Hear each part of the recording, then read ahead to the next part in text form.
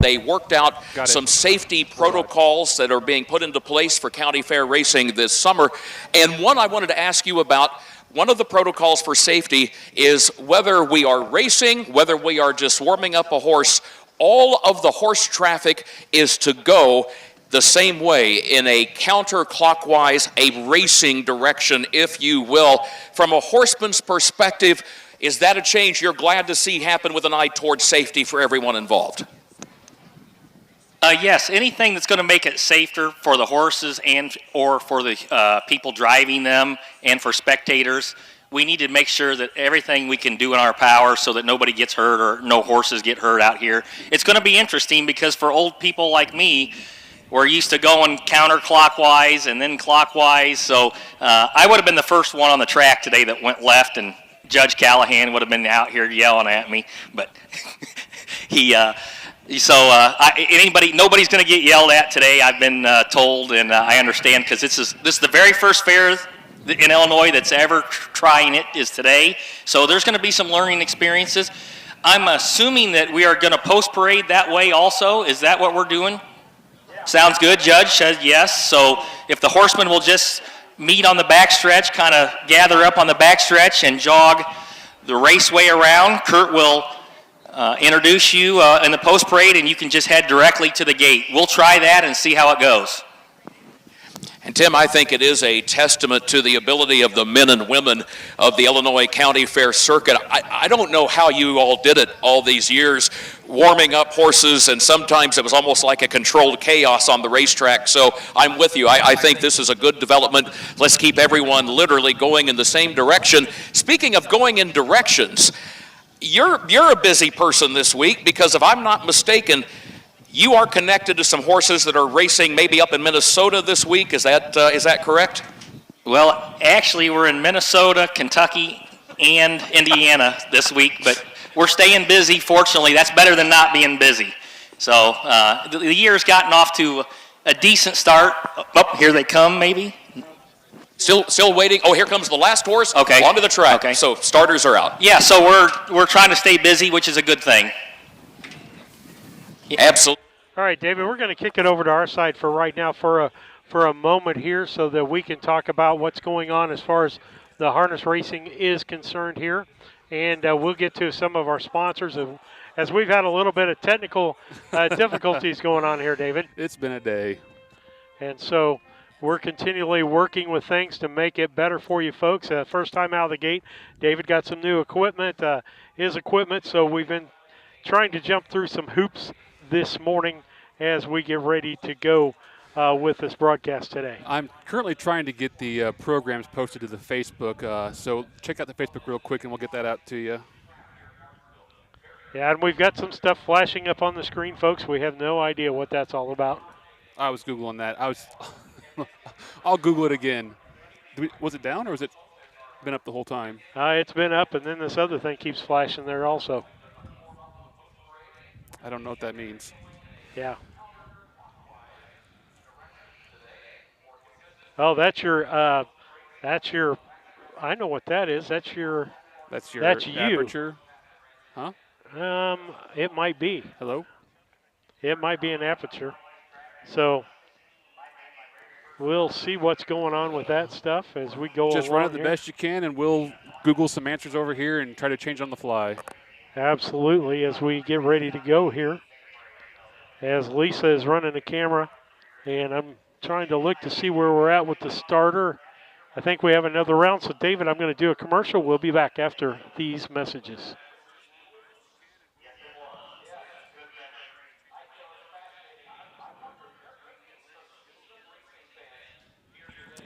Are we up? Is the commercial up?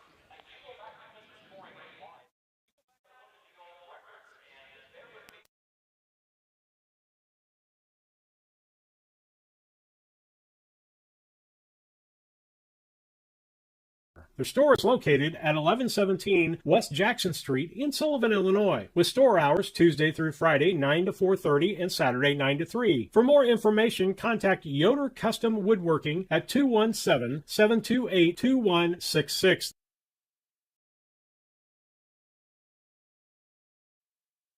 Make plans now to attend the 25th Annual Illini Classic Yearling Sale on Labor Day at the Illinois State Fairgrounds in Springfield. Established in 1999, the Illini Classic has been producing champions for a quarter century, including reigning Illinois divisional champions On Higher Ground and Scorecard Dandy. It's the Illini Classic Yearling Sale, Monday, September 2nd at the Illinois State Fairgrounds in Springfield, beginning at 11 a.m. Central. Come join us and finish the summer strong.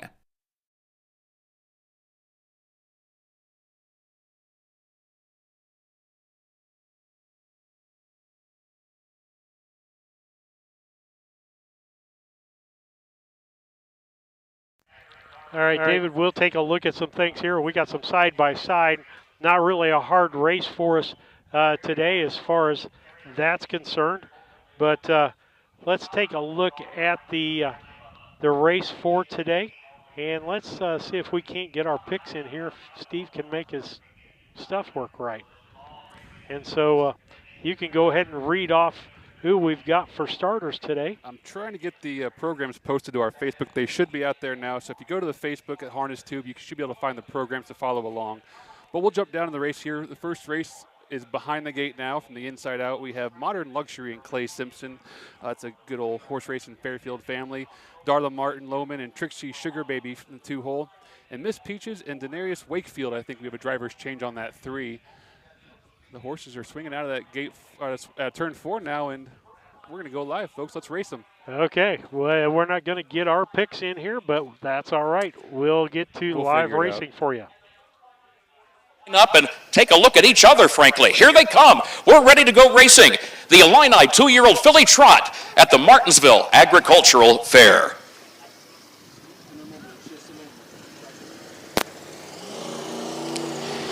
They are off and trotting, and there goes Trixie Sugar Baby out for the early lead. Modern Luxury is array right there to the inside, and Miss Peaches comes away in third. And so far, so good. Everyone just floats gently away from the starting gate. Every one of these 2-year-old trotters making a first career start, and they all stay on gate, on the trot, all the way around that first turn. So well done so far here for this group of young horses. And it will be Trixie Sugar Baby who now clears with the lead. You notice the patience from Darla Martin Lohman. She just let that 2-year-old just take her time to get to the front. This is all a learning experience. 35 seconds for the opening quarter mile, 35 seconds. So Trixie Sugar Baby responding well to Darla's patience and says, you know what, I kind of like things up here leading the field. So Trixie Sugar Baby, once she got to the lead, opened up on a 3-length lead. Back to Modern Luxury in second, and a gap of 5 more lengths, Miss Peaches, who travels along well in the third position. Halfway home in the Martinsville Chamber of Commerce race. Remember, every race is 1 mile, half-mile track, 2 laps to make up the distance. They were halfway home in 109. It was 109 for the first half mile. And Trixie Sugar Baby continues to show the way. Trixie Sugar Baby leads it by 2 lengths. Modern Luxury goes second by 2. Miss Peaches moves in a closer third. Don't forget, we'll be playing Pick a Winner after this race. Our ushers have just delivered the tickets for the first race Pick a Winner contest to the infield stage. Now the only question is, which horse is going to be the winner? And it's Trixie Sugar Baby who's on top by a length, but Modern Luxury is closing ground a closer second, and then Miss Peaches got rough-gated just before the 3/4, lost some ground back there in that third position. Off the 3/4, 145, and how about this? Side by side for the lead, a pair of 2-year-old trotters. It's their first time in a race, and look at the show they're giving to all of us all the way down the stretch, going at it stride for stride. This is incredible, and Modern Luxury gets up by a head. Modern Luxury just did get up in the shadow of the wire to win it by a head over Trixie Sugar Baby and Miss Peaches third. 2:14 was the time for the mile, 2 minutes, 14 seconds flat. And you can't ask for more than that. All 3 of those juveniles did very well. And wow, Tim Wilson Jr., that's pretty darn good for 2-year-old trotters seeing the starting gate for the first time. I think I'd be happy if I was all 3 of those trainers and drivers right there, Kurt. And what a nice little race to start the day off, a little neck-and-neck battle down the stretch. I think Clay got up by a head or a neck there maybe. It hasn't been official yet, but from my vantage point, and it looked like his trotter was maybe just getting a little rough, and Clay did a nice job of holding him together and keeping him trotting, and just got up in a photo, I believe. And you are correct, 2:14 the time for the mile, and it is Modern Luxury who does get up in the final strides to win. By the way, Max Michaels joins us from down in Edwards County, down around Albion, Illinois. He is our photo finish technician. Good to have Max and his wife Patty with us today. Max has been a photo finish technician on the Illinois Fair Circuit for just over 40 years, but today's the first time he's ever worked the Martinsville Agricultural Fair. So Max and Patty, good to have you with us. Max's wife is a good author, by the way. She wrote a dandy book with a Christmas theme just a few years ago. Be sure to check it out. All right, Tim, you got a winner down there, bud? I do. Is that official then, Kurt? Yes, sir. You're good to go. Okay, then it's for race number 1, it's Charlene Dukeman. I have some Rogers French fries and a pork burger. Charlene, if you'll raise your hands, or a hand. Beautiful. And so we have our first winner in the grandstand for the day, and our first equine winner, winning in her first career start. Folks, how about a hand for number 1, Modern Luxury? And here comes the Martinsville Chamber of Commerce blanket, Clay Simpson of Fairfield, the trainer-driver. And congratulations to owner-breeder Dr. Patrick Graham, this winning 2-year-old filly, an Illinois bred by my man Stoney, out of Fox Valley Luxury by International Chip. Tim, I envy the folks at the Martinsville Chamber of Commerce. You know why? They have a great thing to promote. This is a wonderful community. Love what they do, and the fair, of course, is part of this great community. Tim? Yes, it is, Kurt. It's been quite a tradition here in Martinsville, and we're very proud of our little but very nice and humble town. Great people, and we invite everyone to keep coming back every day of the fair. We have some really neat events going on later in the week. Clay, not bad for a 2-year-old, my friend. Even stood pretty good. Your dad would have been proud. Tim, you make a great point. This is the first summer fair season for Clay Simpson and members of his family without Clay's dad, Buddy Simpson, who passed away last fall. And I think you touched on the key point when you talked about Clay's patience driving that 2-year-old trotter. He learned that from one of the best in the business, from his father. And you're right, Clay, if I've got a 2-year-old trotter and I need a driver in the bike to be patient, I can't think of anybody better to have in the bike than Clay Simpson. Absolutely. He was taught by an outstanding horseman who turned into an outstanding horseman, and it showed there, because I do think that colt about the stage here was getting a little rough, and we all must remember that if he would have been lapped on to Darla when he made a break at the wire, he would have been placed second. So instead of getting the win, he would have been placed second. So a really nice job by Clay there. And Tim, the result is official for the first race. So from the top of the page in your program, Modern Luxury, the winner. Trixie Sugar Baby was the runner-up, and Miss Peaches was third. Opening quarter, 35 seconds. The first half mile in 1:09. 3/4, 1 minute, 45 seconds flat. The time for the mile, 2:14. It reads down 1-2-3. The second race coming up, driver change on the 4 Sutton Chili. The driver, Harold Finn Jr. Harold Finn Jr. will drive number 4, Sutton Chili. Horsemen, you may come to the track with race 2. Also, folks, for those of you playing Pick a Winner, the only scratch to report at this time can be found in race 5. So a heads up, Pick a Winner players, in race 5, scratch number 2, Hocus Pocus and Focus. Race 5, scratch the 2, Hocus Pocus and Focus. The Coggins certificate, and we'll talk about that in a minute. Scratch in race 11, scratch the 5, Big Flicka. Race 11, scratch the 5, Big Flicka. And the reason for that scratch is listed as personal. And what that can mean, we talked about trainers that are stretched kind of thin this week. Sometimes, Tim, you can speak to this, I'm sure. 2 questions for you. Number 1, why is the Coggins certificate so important? And number 2, do you sometimes scratch a horse in a rainout situation because of the way the schedule might get thrown off? Yes, the Coggin's very important because just for the safety of all the other horses around, we need to make sure that you have a negative Coggins once a year, just so you're not your horse is not infecting other horses with a very serious disease that would run rampant through the horse industry and start killing a lot of good horses. And yes, absolutely have to scratch a horse. Unfortunately, if you were racing in Oak Grove this afternoon, I have one racing down there, but was able to get someone to race it for me. If I didn't have such good help, I'd have had to been down there today and not been here. So the same thing could happen with a trainer. They just may not be able to get to 2 or 3 places at once, depending on the size of your staff. So sometimes Mother Nature can be a pain, yes. But hopefully it's worked out great here. So we got most of the horses here. We appreciate them all still making the trip. We tried to call it early enough yesterday where they weren't driving 2 or 3 hours and then coming here and getting canceled. So I think it worked out best that we went today. I would have loved to have went yesterday, just because I think the crowd would have been good and it would have been a nice little good eye for the sport, let's say, yes. And Kurt, I'm going to turn it over to Diane here real quick.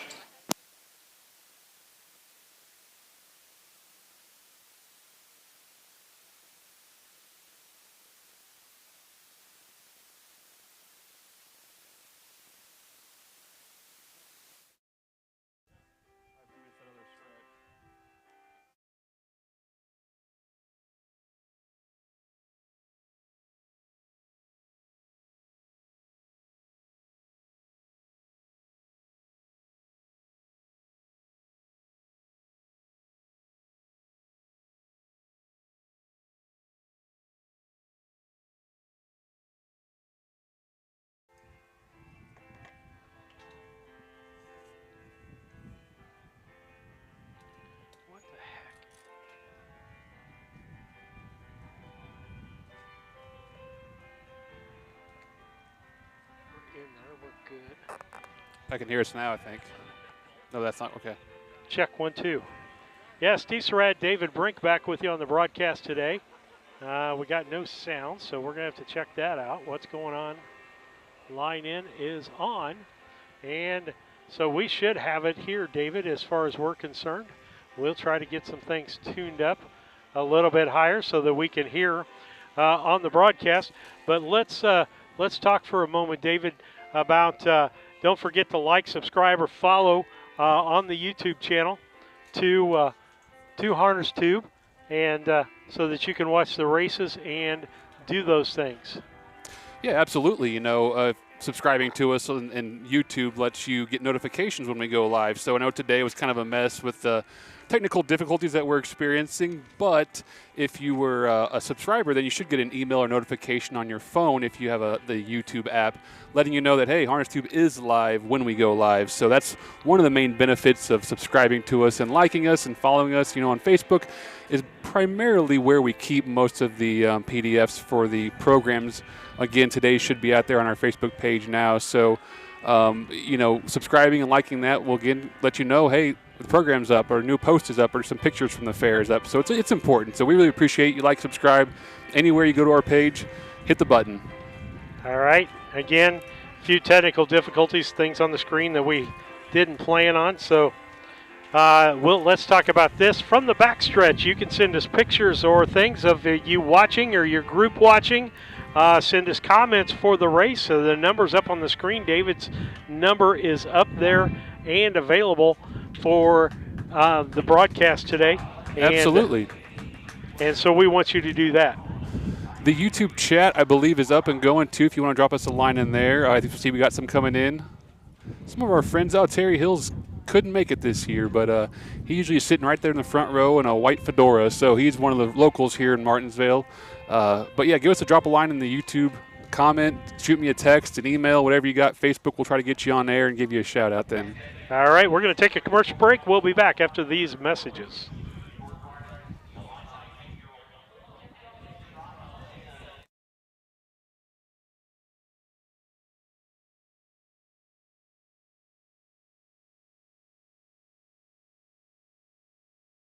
Bad right now. We've got Black Magic, tire finish, wheel cleaner, Tough Stuff interior cleaner, fast and finish cleaner from Seafoam. Why don't you stop in one of our stores, have our friendly staff take care of you, and thank you for your business. Get that car cleaned up. ADI, located in Golden, is one of North America's largest pattern tiling installers. We've helped farmers create water management systems for over 40 years with pattern tiling across farm fields, generating proven data showing a boost in yield and greater profitability. Changing weather patterns do not have to cost you yield dollars anymore. Start with a free estimate now by calling your local ADI representative, David Lohman, at 309-280-2411 or by visiting our website at agdrainage.com.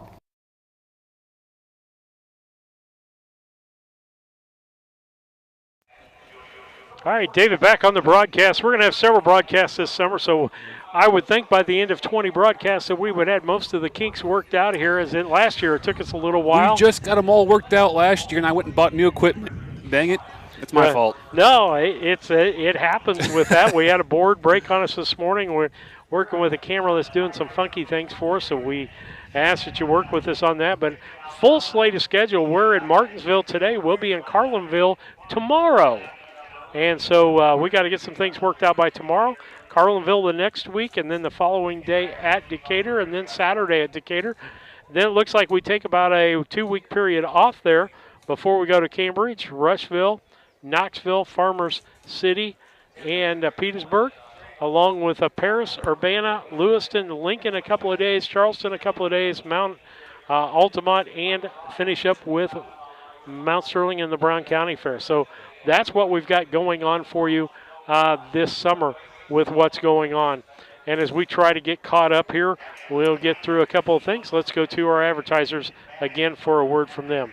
Los Rancheros Restaurant in Mount Sterling is your destination for authentic Mexican food. Open Monday through Thursday, 11 a.m. to 9 p.m., Friday and Saturday, 11 a.m. to 10 p.m., and Sunday, 11 a.m. to 8 p.m. Come and enjoy their daily specials on food and drink. Having a party? Check out Los Rancheros for catering your next event or gathering. Los Rancheros Authentic Mexican Restaurant, 408 Quincy Road, Mount Sterling. Call 217-773-7800.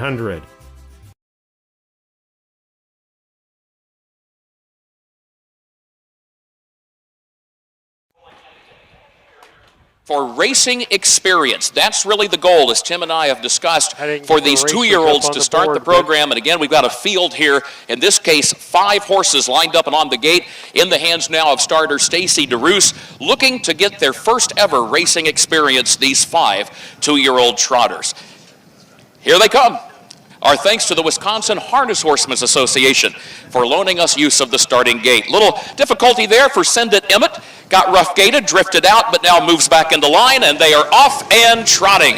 And there goes Got the Grit, and there goes Fox Valley Brady. These two go eye to eye all the way down into the first turn. Now Got the Grit will benefit from the inside starting spot and will save the ground, but Fox Valley Brady is determined to have that lead. So Fox Valley Brady moves on by and clears with the lead after the opening 1/8 of a mile and onto the backstretch and opens up here by nearly 3 lengths. It is Got the Grit who is second by 3.5. Then Fox Valley Victor is third, a gap of 4 more lengths to Sutton Chili, who's in fourth, and Send It Emmett, again after an awkward move just before the start. Quickly, Dennis Gardner got that 2-year-old settled down. He's caught up with the rest now, but he is 5th and last as they go by the quarter. 35-3 for the opening quarter mile, 35 3/5 seconds. Fox Valley Brady is the leader for owner Bridget Williams and trainer driver Kelsey Perryman after 3/8 of a mile. The lead is out to 4 lengths, back to Got the Grit, who's second, 1.5 lengths, and then Fox Valley Victor, Send It Emmett to the outside, and Sutton Chili back toward the inside. Halfway home in this afternoon's second event as Fox Valley Brady continues to show the way. But the battle's on for second. You've got the Grit to the inside and Fox Valley Victor to the outside. 1:09 was the time for the first half mile, 1:09. And back around the turn past the stable area they go, approaching the 5/8 mile mark. Fox Valley Brady maintains a 3-length lead, but how about Send It Emmett? Now that's the trotter that got away last, and this young racehorse, after an awkward start, is finding his best stride. And all of a sudden, Send It Emmett is right alongside of the leader. You still got the Grit back toward the inside in third, Fox Valley Victor, and then Sutton Chili up on the outside as they go on by the three-quarter. 1:43 the time at the three-quarters, 1:43. Midway on the final turn, Fox Valley Brady leads at a length and a half. Got the Grit to the inside, is challenging once again for second. Send It Emmett has to go the long way around that far turn, still parked toward the outside of horses, but is still there, but losing ground to the leader, Fox Valley Brady, who's opened up on a 5-length lead and coming through the stretch and to the wire. It is Fox Valley Brady to win it for Kelsey Perryman. It was about 6 more lengths back to Got the Grit in second, and then Fox Valley Victor, who made a late rally out on the grandstand side to grab third in this afternoon's second race. Check the time for the mile. 2:15 was the time. 2 minutes, 15 seconds flat, the time for the mile in today's second race. We'll meet the winner and play Pick a Winner in just a moment.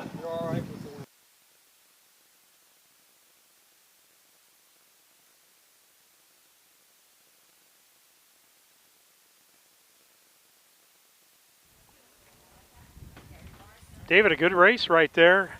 As far as the finishing times were concerned, we're seeing some good racing for sure. These babies are out here impressing me, behaving themselves, minding their manners. They were shining at some stuff early on when we were warming up, but you know they're handling themselves great out there. As we take a look at the finals here, we'll see the news layout here as Fox Valley Brady won that. Awaiting the return of the winner, Fox Valley Brady, who will be trackside here shortly after taking today's second race, and will take the blanket in memory of Susan Probst here for race 2. Again, that presentation coming up down trackside in just a moment. Fox Valley Brady, owned by Bridget Williams out of Clinton, Mississippi. Kelsey Perryman is the trainer and also the driver of Fox Valley Brady, a 2-year-old son of Can't Afford It out of Don't Think Twice by Andover Hall, bred by the Fox Valley Standardbreds in Sherman, Illinois, near Springfield of Dr. Kenneth and Patricia Walker. This 2-year-old was an $8,000 graduate at public auction last summer at the Land of Lincoln yearling sale. Ladies and gentlemen, how about a hand for the winner, Fox Valley Brady? Tim? Kurt, second race, pick a winner for some. All right, back with our things here. What I know we've had not much time to catch our breath here, David. We like to be on about a half hour before we get started. But what's your thoughts on that race there? You know, we're seeing some good 2-year-old trotters out there. We're seeing some of the best in the state handling these babies. I'm just happy to see good, clean races. You know, as the year progresses, these horses will develop. That horse specifically right there turned for home, and when the competition came, really kind of dug in and impressed me. I see the earplugs are still in. I don't know if Kelsey pulled him in the mile or they put him back in for the wind circle photo, but that's a nice horse. That's a Can't Afford It. I think Kurt said they bought for $8,000 from Walker's sale, the Land of Lincoln yearling sale up there in Sherman, Illinois. And it's good to see Kelsey Perryman back in Illinois. I don't know if he's been hiding out somewhere, but he used to race up here a lot. He's from down south, and he's got a stable, looks like, training a couple, driving a couple, and getting some luck out here. All right, we will get some information from Kurt here. Jet and Orange Hills Jet. Tim? Yeah, Kurt, we need to be done by 3 o'clock today. So we may, as we get a little farther along here, forget the post braids, if that's okay with the judge, and just have the horsemen meet on the backstretch, and we'll go and let you just introduce them. But we'll kind of play that by ear here after this race. Again, thanks for everybody for coming out. That's not a bad race, Kurt, where we had 5 2-year-old trotters within about 5 lengths of each other.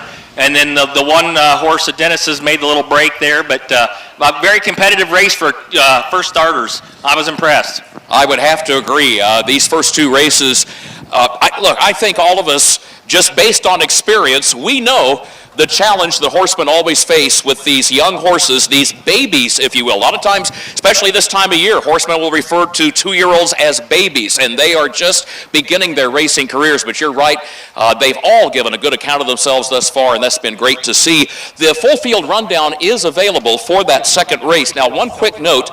There was a disqualification that did not involve anyone in the top 3. The disqualification actually involved number 5, Send It Emmett, who was the 4th horse across the wire, was disqualified and placed 5th. And actually his stablemate, number 4, Sutton Chili, who finished 5, is promoted to 4th. That is because of a lapped-on break at the wire. Tim, I'm going to come to you after the full field rundown, and I want to follow up with you on what that exactly means, especially to folks who might be new to harness racing. So in that second race, Got the Grit finished runner-up. Fox Valley Brady, the winner. Fox Valley Victor was 3rd.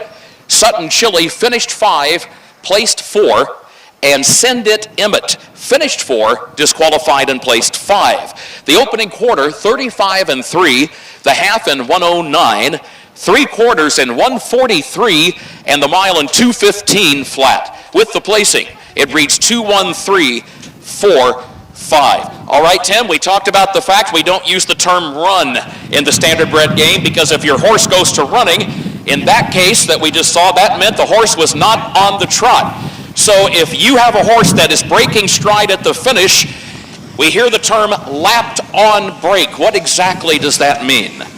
What that means is the horse that's making a break, his nose or any other part of his body, but obviously his nose would be first, is lapped on to at least to the rear end or the butt of the horse that he's lapped onto. And if that is the case, then he is disqualified and placed behind that horse. Now, he can also be disqualified without boring everybody with all the reasons, but for lapped on, besides a lapped on break, you have an extended break throughout the mile where the horse failed to get back on stride fast enough, or you say your horse made a break, and I had a driver sitting out beside me, and when my horse run, I kind of bothered his horse and caused him to either make a break or just impeded him. I am therefore placed behind him no matter where I finish also. So there's several other reasons you can get disqualified for, but those are the main ones. While making a break will cost you money for sure. We don't ever want to run in our business, no. We definitely want to stay on stride, trotting and or pacing for sure. Always a good idea. I tell you, our friend... All right, David, back with us on the broadcast here. Let's talk a few moments about our donors that we have out there. We'll do a side-by-side on this so you can continue to watch on the track. Thank you to our donors, Midwest Western Illinois Racing Association, U.S. Trotting Association, Ron and Carol Cox. And if you would like to help out, you can make your donations to Harness Tube, and that comes up on the next slide here. Keep your donations help Harness Tube free, and you can do that from a Venmo account. There are lots of different ways people can help put this on the air, correct, David? And this was one of the things last year I was a little timid to even promote. I was thinking more ad sales or something like that. And you were shameless. You said, ask for the money. They'll give it to you. And by gosh, you were right. The donations came in. That was one of the most profitable, or one of the most lucrative sections we had of revenue. So they really, really do help. Every little bit helps. If it's $5, $20, $100, whatever you want to give, it helps us keep expenses down so that we can bring these races for free. Well, an example, number one, equipment's not free. There's several $1,000s worth of equipment, and getting it broke in, and the time that it takes to work with that equipment and do that. But also the example, none of us really planned on coming down the night before. Correct. Because the racing was going to be late afternoon into the evening on Monday, and so we were going to come down the day of. But since it became a noon race, we needed to be here. We had new equipment. We had to come down the night before, stayed in Charleston last night. You've got food, you've got gas, you've got all those things to get here, and this just doesn't magically just happen. No, there's a lot. Like you said, the equipment seems magical, but it's a bunch of little pieces, and all those little pieces can fail. So we got to put them all together, figure out the right combination and what's going to work and what's not going to work in our location. So it's a battle, but yeah, like you said, it takes money to make it go. Up with us this year is Loman Ray Insurance, and you can buy one of these sponsor badges for not very much money. You can call David to check that out, but check out Loman Ray Insurance. And then On Gate is another one of our, well, what we call, I'll call it a business card sponsor. It's I've a heard smaller concert. Digital billboard, digital business card. I'm not sure what we're going to call it yet, but we wanted to give somebody a price point to jump in and not buy the whole 30 seconds. But you still want to support us. You have a business or a logo to promote or anything like that. We want to make sure we can kind of get you the recognition and, a little cheaper than buying a full ad. And again, from the backstretch, so let us know what you think and things that we could do better. There's a lot we could do better today. We already know most of those things. But we're juggling a lot of those things, and I'm checking. I think I'm caught up on my texts and my YouTube chats and all that, emails and Facebooks. So if you haven't heard from me back, I'm trying. But yeah, we love hearing from you. We love interacting and knowing who's watching and giving you shout-outs. Big shout-out to Gabe Wand. Kurt touched on it earlier. You'll see the starting gate coming by is courtesy of the Wisconsin Harness Horsemen's Association. It's a sister company to our Horsemen's Association here in Illinois, and they do a great job up there. And Gabe's one of their directors, and I think he's like a 10-time in a row leading driver for their fair circuit, so he's a heck of a driver too. But he hooked up getting us this gate for us to use down here. We really appreciate, the starting gate, and, it makes the start for these horses a lot less confusing, a lot safer.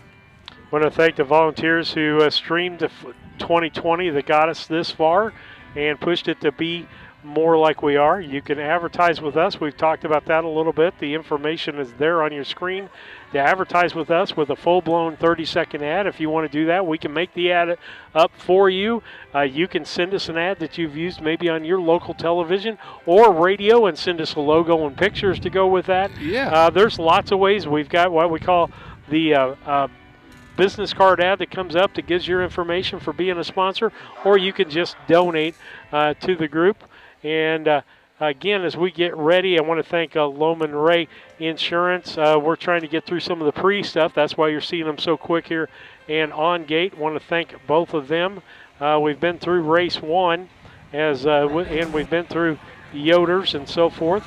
The U.S. Trotting Association, Broadcast and Promotions Committee, as we get that out here. I can talk on that a little bit. The USTA, United States Trotting Association, the committee put out a grant for this specific purpose to do some broadcasting of races, of horse racing across the United States. And here at Harness Tube, we put in a grant application and asked for some money and said, hey, we're at 20 fairs we're committing to, maybe more dates. And we like doing, some content, maybe some interviews. I'm still planning that stuff. I'm working on a newsletter in my mind, all that sort of stuff. But they were very gracious with the check they sent us and part of that grant money they sent to us to help defer these costs to keep these broadcasts free for all of our viewers. All right, big thank you to the USTA. As we get ready for race 3, David, I know we haven't made any picks, and we'll get a breath here in a moment. Probably about race 5, we'll probably get a breath and be able to start picking horses and start our totals for the year. But if you have to pick a fair to not pick, this is the one, because everyone's first lifetime start, right? All the 2-year-olds are making their very first lifetime career start on this track today, so there's not much to go off of in the program besides maybe who you trust as a driver, or who you trust as a trainer, or maybe the breeding you like. But, I do want to bring up that point. It doesn't matter who you cheer for, just cheer for somebody. I was at an event, Night at the Races event for Action Brown County, our local nonprofit, and the people were having a blast. They didn't know what horse they were cheering for, but they picked one, and they were just kind of, it was exciting to have something to watch and to root for, and you never knew what was going on. And the finishes are always fun. There's always exciting finishes in horse racing. Yes, there is, and so we're anxious about that and the racing that's going on here. Pick a race. The other thing I want to bring up, David, we brought this up last year, and we had maybe a couple of people take advantage. If you have an older mom or dad, grandma or grandpa in a nursing home that likes harness racing, get with the activity director there and do a watch party. Have them do a watch party. They can do it even tomorrow after the races are over with and have a more controlled environment on that. But we would like to reach out to those people and give some joy to them. You can have them pick cards. You can do a lot of things for them to be able to have fun, have party favors, Yeah, make it like going to the fair. Yes. And you know what? Most of them will remember horse racing trotters and pacers from back in the day, you know. So, race 3 is coming out of the last turn. We better cut to them. Okay, we will, and we'll cut to the track announcers. So I don't care if you're a breeder, owner, trainer, driver, groom, stallion owner, it's got to be done on the racetrack. Here they come, third race, S&W Electric. And off in pacing they go. Lily Bella fires right out for the early lead, goes right to the top. Wildcat Abby gets away in the second position. One-Eyed Jet is away third as they swing around that first turn, and Orange Hills Jet is fourth and last, but right there with the rest as they head on to the backstretch. Same situation here, folks. All 2-year-olds, all getting their first taste ever of racing competition, and they line up single file for the move up the backstretch. Everyone moving well as they head toward the quarter-mile mark. Lily Bella is on top. Wildcat Abby second. Length and a half separates the top two, then a gap of 2 more back to One-Eyed Jet in that third position, and another 10 lengths back to Orange Hills Jet, rough gated past the quarter-mile mark. 32 and 4. The time for the opening quarter, 32 and 4/5 seconds. The top 3, they tighten up just a length separating each of those positions after 3/8 of a mile. Lily Bella is the leader. For Freddie Patton Jr., it is Lily Bella on top by a length, Wildcat Abby second a length, and then One-Eyed Jet in third, and then that gap of another, we'll call it 9 lengths or so, back to the trailer, Orange Hills Jet, past the half-mile mark in the S&W Electric race. 1:07 was the time for the first half mile, 1:07 flat. And headed toward the 3/4 mile mark they go with Lily Bella, the one to catch. Lily Bella, Freddie Patton Jr. in the green and white driving colors continue to show the way. Wildcat Abby with Demarius Wakefield in the blue and gold second. And then a margin of 2.5 lengths more back to One-Eyed Jet and Chris Brown in the blue, white, and red. And now here comes a challenge for the lead. Here comes Wildcat Abby, takes to the outside and draws alongside of Lily Bella. These two go at it stride for stride past the 3/4. They've opened up by 10 lengths back to One-Eyed Jet in third. 140 and 1. 140 and 1/5 of a second. 1 minute 40 and 1/5 seconds. 1/8 of a mile to go, and it's still side by side for the lead and for the win here at the Martinsville Agricultural Fair. What a finish in the S&W Electric race. Lily Bella inside, Wildcat Abby outside. Wildcat Abby comes at her again and gets a narrow lead and deep stretch. Wildcat Abby wins it for Demarius Wakefield. Wildcat Abby by just over a length on the line. Lily Bella was across the wire in second, and then One-Eyed Jet third, and Orange Hills Jet in fourth. 209 and 4. Time for the mile, 2:09 and 4/5. 2:09 and 4/5. Your winner, number 1, Wildcat Abby.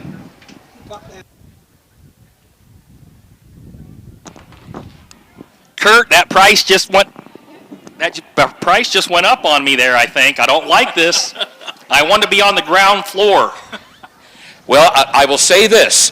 My late father taught me never forget your friends, so I think we can still work something out. Okay, I was impressed. Looked good. I didn't catch the time, though. What was the time? 2:09 and 4/5. Cool, thank you. Thank you. What was the half in?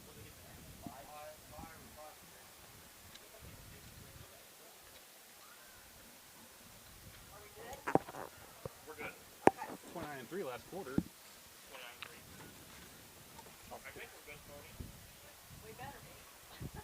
David, we'll get the times here in just a moment, as I was not able to get all of those. A lot of moving parts today. We have some driver changes that aren't getting changed on the screen for you, but we'll do our best to make changes as we go here. That's race 3 there.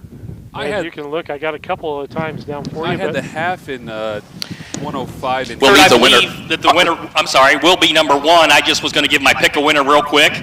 And this race 3 has the Rogers French fries. Okay, they're doing the pick a winner. Would you have the half in? 105 and change. We didn't get confirmation, but someone on the stage said it was 105 and change. Okay. You know what? I'm probably not going to put the tenths down in the time because they're fifths too. So they're yeah. Yeah, the time format isn't really isn't conducive for fifths of a second. You know, it's digital. It goes to tenths and hundredths. But that was a good race, I'll tell you. neck and neck down the stretch. I'm going to see if I can make a couple of things work a little better here. These 2-year-olds are wide-eyed in front of the grandstand looking at the people, looking everything over.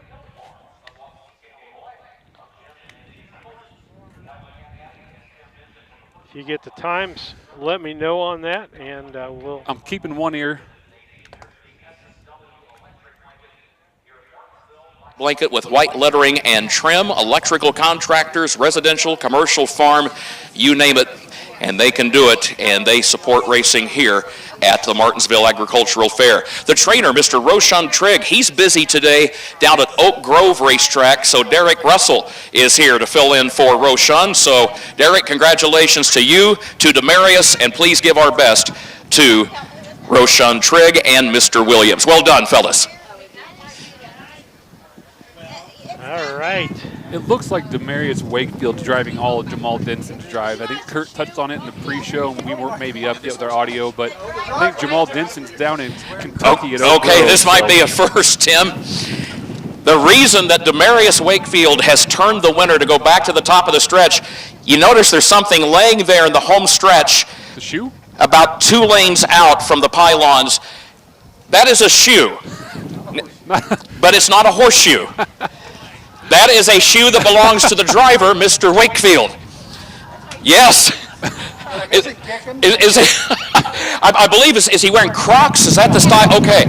So I can see, where that could easily slip off. We've heard of horses losing shoes in a race. This might be a first, but you know what? If you're a winner, it probably doesn't matter. Demarius, congratulations. Glad you got the shoe back. Well done, sir.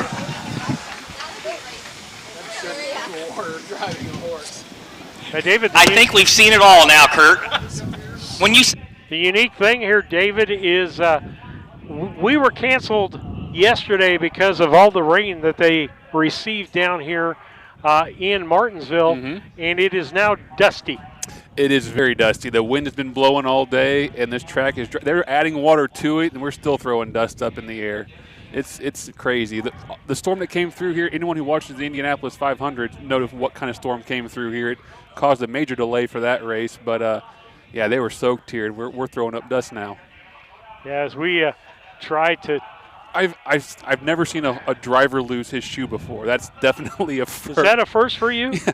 I mean, I've never seen a driver drive in Crocs before. I know, like, Roshan will train and warm up in Crocs and stuff, but I know I've seen people maybe train a mile in a pair of Crocs, but to lose a shoe, turning for home, you're driving hard, You're really excited.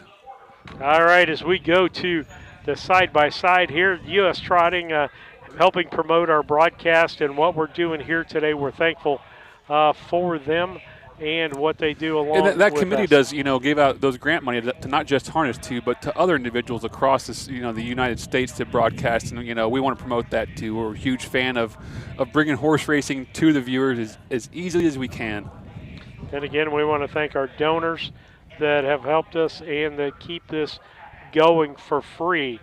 And as we get ready for race 4, we'll go back to track announcer and Kurt and Tim.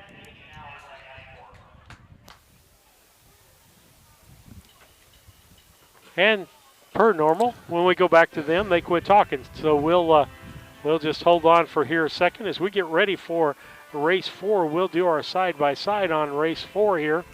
And any changes, David, in race 4? I'm just checking the YouTube.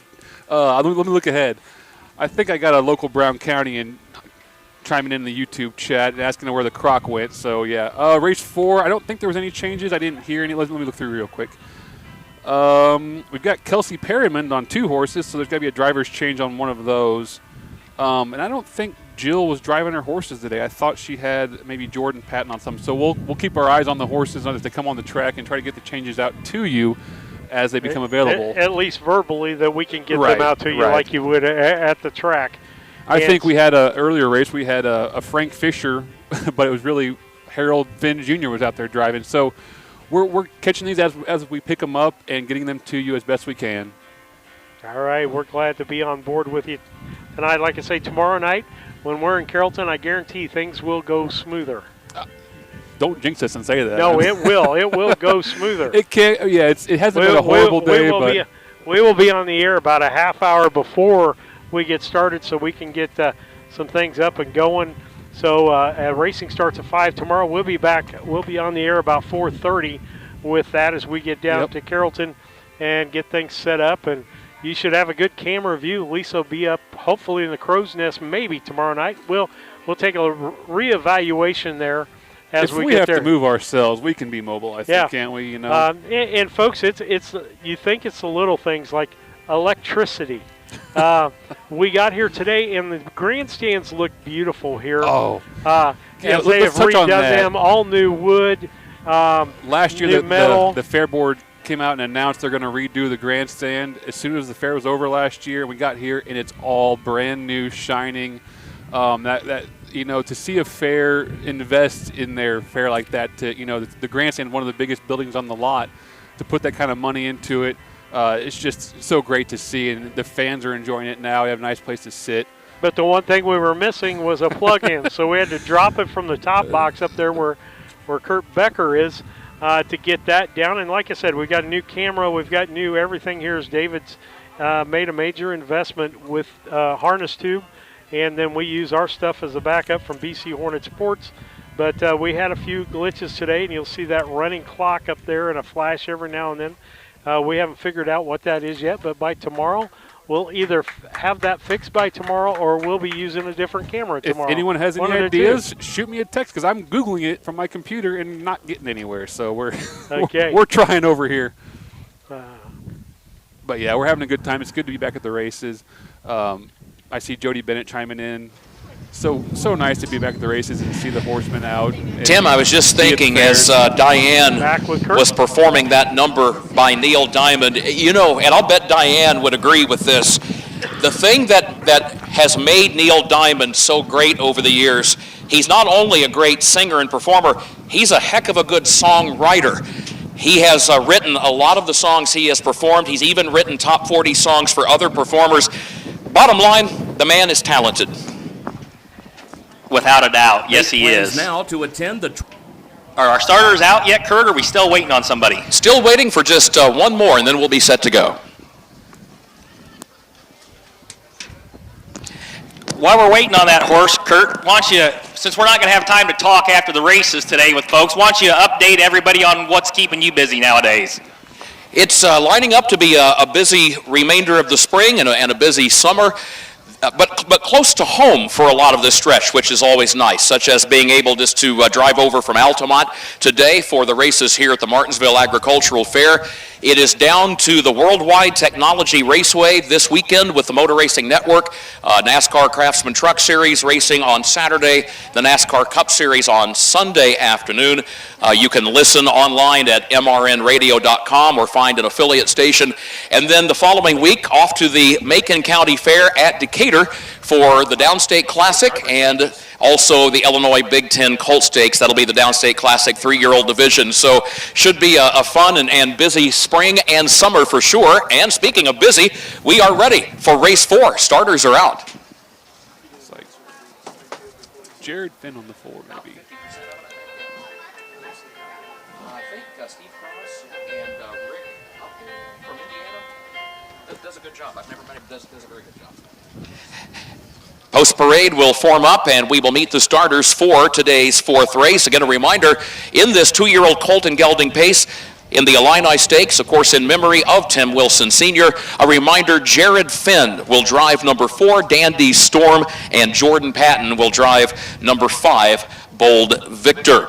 Getting set to go racing, and once again checking up and down the page, another field of 2-year-olds all making their first career start. An exciting day of racing to see these young horses embark on their racing careers.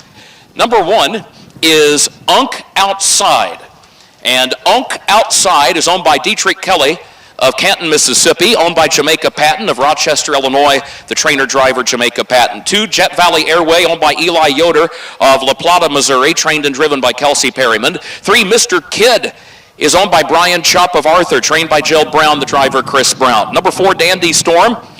Dandy Storm is owned by Ernie Sork of Fairfield, Sean Nessa of DuQuoin, Nori Nessa of Fairfield, trained by Sean Nessa and the driver Jared Finn. And number 5, Bold Victor, owned by the Flacco family farms of Alexis, Jill Brown of Charleston, trained by Jill Brown, the driver Jordan Patton. All right, Tim, as we head to the starting gate, I know you're a Neil Diamond fan.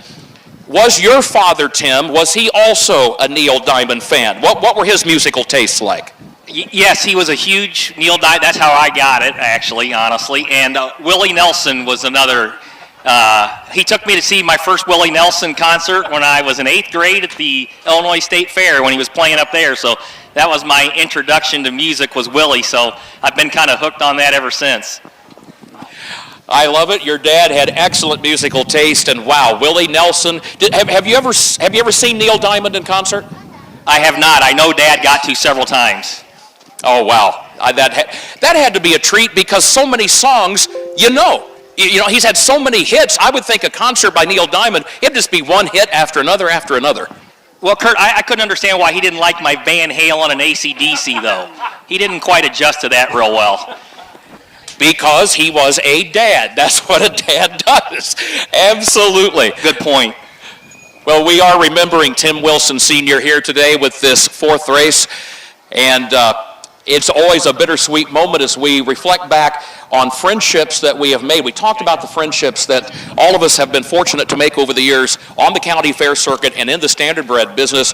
And we remember Tim Wilson Sr. fondly because he always had time to visit. That's what always amazed me. He was one of the people that really made a lot of us growing up want to be involved in this game. Even those of us that grew up in the sport, go to the races, and Tim, I don't care if you were 5 years old, 10 years old, he would have time to visit with you about racing, and always appreciated that. Of course, his son Tim is our MC, and daughter Dion is our clerk of the course here this afternoon and has helped out in the racing office for years. And really, really wonderful, Tim, how the influence has carried on to the next generation and the next generation. The grandkids here today, I mean, it's just fantastic.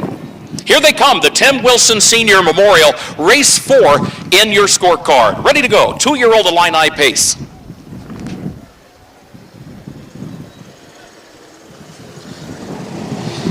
They are off and pacing in a beautiful start. What a sight of these pacers heading to the first turn, although Jet Valley Airway gets rough-gated now into the turn and hooks wheels with number 3, Mr. Kidd. So after the field got away so cleanly at the entry to the turn, as will happen with 2-year-olds making their first start, Jet Valley Airway broke stride right at the entrance to the turn, and what a job by Kelsey Perryman and Chris Brown. They hooked wheels and somehow got separated, and everyone stayed on their feet. So well done by all. In the meantime, it is Unk Outside who's the leader past the quarter. 31-3, solid opening quarter, solid pace here. Unk Outside is the leader, but the lead is diminishing. It was 3 lengths, now it's 2, and now it is 1.5 lengths as Bold Victor sneaks up a closer second after 3/8 of a mile. Then a gap of 5 more lengths to Dandy Storm in third, and a margin of 15 more back to the 2 trailers, Jet Valley Airway and Mr. Kidd. But again, the good news is everybody got untangled, stayed on their feet, and everybody's still in the race. Past the half they go. Unk Outside leading halfway home in 1:04 the time. 1:04 as the Tim Wilson Senior Memorial works its way around the turn and back over toward the back straightaway here at the Martinsville Agricultural Fair. Certainly any one of these top 3 in contention for the lead and the win. It is Unk Outside who leads it by a length. The Bold Victor second, 1.5 lengths. Dandy Storm is third. A good job here by Jet Valley Airway to try to close some ground from 4th after that break heading into the first turn. And again, Mr. Kidd is the trailer as they have a 1/4 mile to go. And the first horse to move, that will be Dandy Storm from the 3 spot, and that will also bring Bold Victor to the outside. 1:37-4 at the 3/4, 1:37-4. They've still got to get Unk Outside. Unk Outside is the leader, but they're stacking up 3 across the racetrack. It is Unk Outside to the inside, Dandy Storm up to the far outside. Bold Victor is in between that pair. Off the final turn, Unk Outside the leader. Here comes Dandy Storm with a final try. Unk Outside, Dandy Storm coming late at the wire. Unk Outside wins it by a length on the line. A good closing kick from Dandy Storm. That was good enough to grab second. Bold Victor was third, and then it was Jet Valley Airway in 4th, and Mr. Kidd will cross the wire in 5th. 1:08 and 4. 2:08 and 4. 2:08. and 4/5 of a second in today's fourth race. Tim, I want to ask you, it seems like so often over the years when I've seen two race bikes get hooked together, when one wheel gets hooked inside another, so often the horses just come to a complete stop. Sometimes, regrettably, a horse can fall. Sometimes the two horses will just leave the track. How about the way those two horses and drivers were able to get untangled? It was very lucky because I said to these guys over here, we're going to have some loose horses here in just a second. But what happens is your instinct is if I'm the inside horse and my wheel, I am hooked by the outside horse, your first instinct is to pull left. But if you pull left instead of going right back into the horse, I'm hoping I'm making myself clear. So if I'm hooked up with a horse, I want to drive my horse back into his horse so we can come closer together so we can unhook our wheels then, and then one of us backs out while the other one goes on. But your natural instinct is, oh no, I'm hooked up, I want to jerk left, and that's when people get dumped out. So that is an excellent job by those two drivers. When that horse made the break, he ran out a little bit into the three horse, and they got hooked up. So we were real lucky. They did an excellent job. And returning here is the horse that stayed in front of all that and came home a winner in his first career start, number 1, Unk Outside. Congratulations to owners Dietrich Kelly of Canton, Mississippi, Jamaica Patton of Rochester, Illinois, Jamaica the co-owner, the trainer, and the driver, Brittany Dillon, who makes her home in Michigan, bred this 2-year-old gelded son of Stevensville, and there is the Tim Wilson Senior Memorial Blanket. And there is Dion. In fact, here come the grandkids, and everybody moves in to help make the presentation. Tim, I have to ask you, since we are remembering your father here today, your dad always seemed like someone who could adapt when he had to adapt. He seemed to adjust well to changing circumstances with racing, with horses. Is that fair to say? Was that one of the strong points that made him such a good horseman himself? I think so, in patience. He had a lot more patience than I think I do, honestly. With the young horse, he took his time and was willing to keep trying to figure him out over and over and over. Or about half the time, I'll just say, I'm done with him, I'm going to try another one. I always point back to the 2-year-old trotter your dad had named Patosu, who had kind of a quiet summer on the fair circuit, and you talk about your dad's patience. Man, that horse got on the big track at Springfield at the Illinois State Fair and pulled a shocker with your dad not only training, but your dad in the race bike driving that day, and I think that's a great example of how his patience, especially with a young horse, paid off. I think it really did that day, and I think that was one of his most pleasurable wins. I really do, because to go to the state fair and beat those horses was, like you said, he hadn't really done a whole lot around the small tracks that summer. And then when he got to the mile track, he really came on nicely. Hey, the race 4 pick a winner is Rick Hacker. Rick, if you'll, thank you. We got you up towards the back, thank you. And real quick, Kurt, before you give the official rundown, as soon as you do, Diane is I've got another request for a happy birthday to my nephew who's 12 today. So as soon as you give the rundown, Diane's going to take over. That sounds good. Here is the full field rundown for the 4th race. From the top, Unk Outside, the winner. Fox Valley Airway finished 4th, disqualified, and placed 5th because of interference shortly after the start. The interference was committed against number 3, Mr. Kidd, who finished 5 but is placed 4. Dandy Storm, the runner-up, and Bold Victor was 3rd. The opening quarter, 31 and 3/5 seconds. The first half mile in 104. 3 quarters, 137 and 4, and the mile 208 and 4/5. With the placings, it reads 15423. Don't forget, scratch the 2, Hocus Pocus and Focus in the upcoming 5th race. Number 2, Hocus Pocus and Focus is scratched. Diane, take it away. All right, David, your thoughts on that race? I did my picks that time. You haven't got a chance to do it yet. How did you do? Well, I got the number 1 right. Unk Outside. And my number 2 and 3, I flip-flopped. So I picked the horses, just not in the right order. Well, that's pretty good then, I'll tell you that. I want to just, again, I know that the PAs, or Kurt and Tim both talked about it, but in that first turn, the horseman's ability is to avoid something, nasty happening there.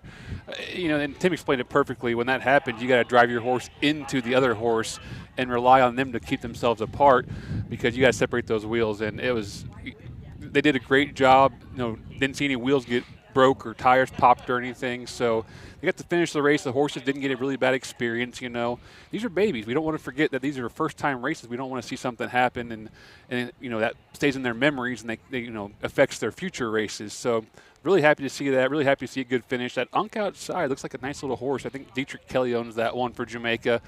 He's had some nice fair horses, so he knows a thing or two about winter circles. But, you know, great race. Like seeing the finish there with Jared and coming on the outside and Jamaica on the inside. We're fair racing, boys. I love it. Absolutely. It doesn't get any better than this as we get ready to go for, we are up to race 5. And with that, we'll go to a little side-by-side here, talk about some other things. As your favorite horse in the world, one of your favorite horses in the world, scratched. Hocus Pocus and Focus. Yeah. I heard they said it had some issues maybe with the Coggins or. Make plans now to attend the 25th Annual Illini Classic Yearling Sale on Labor Day at the Illinois State Fairgrounds in Springfield. Established in 1999, the Illini Classic has been producing champions for a quarter century, including reigning Illinois divisional champions On Higher Ground and Scorecard Dandy. It's the Illini Classic Yearling Sale, Monday, September 2nd at the Illinois State Fairgrounds in Springfield, beginning at 11 a.m. Central. Come join us and finish the summer strong. I have been interested in truck driving my whole life. I've been fascinated with the big rig since I was a kid. But after college, I got into business on the marketing side of things, kind of shelved the dream. 30 years later, I quit my job, signed up for truck driving school. It was exciting from the get-go. Dot recruited out of my truck driving school. The job was everything I was hoping it would be, and then some. My weeks absolutely fly by. When my life needed fulfillment, I took the wheel.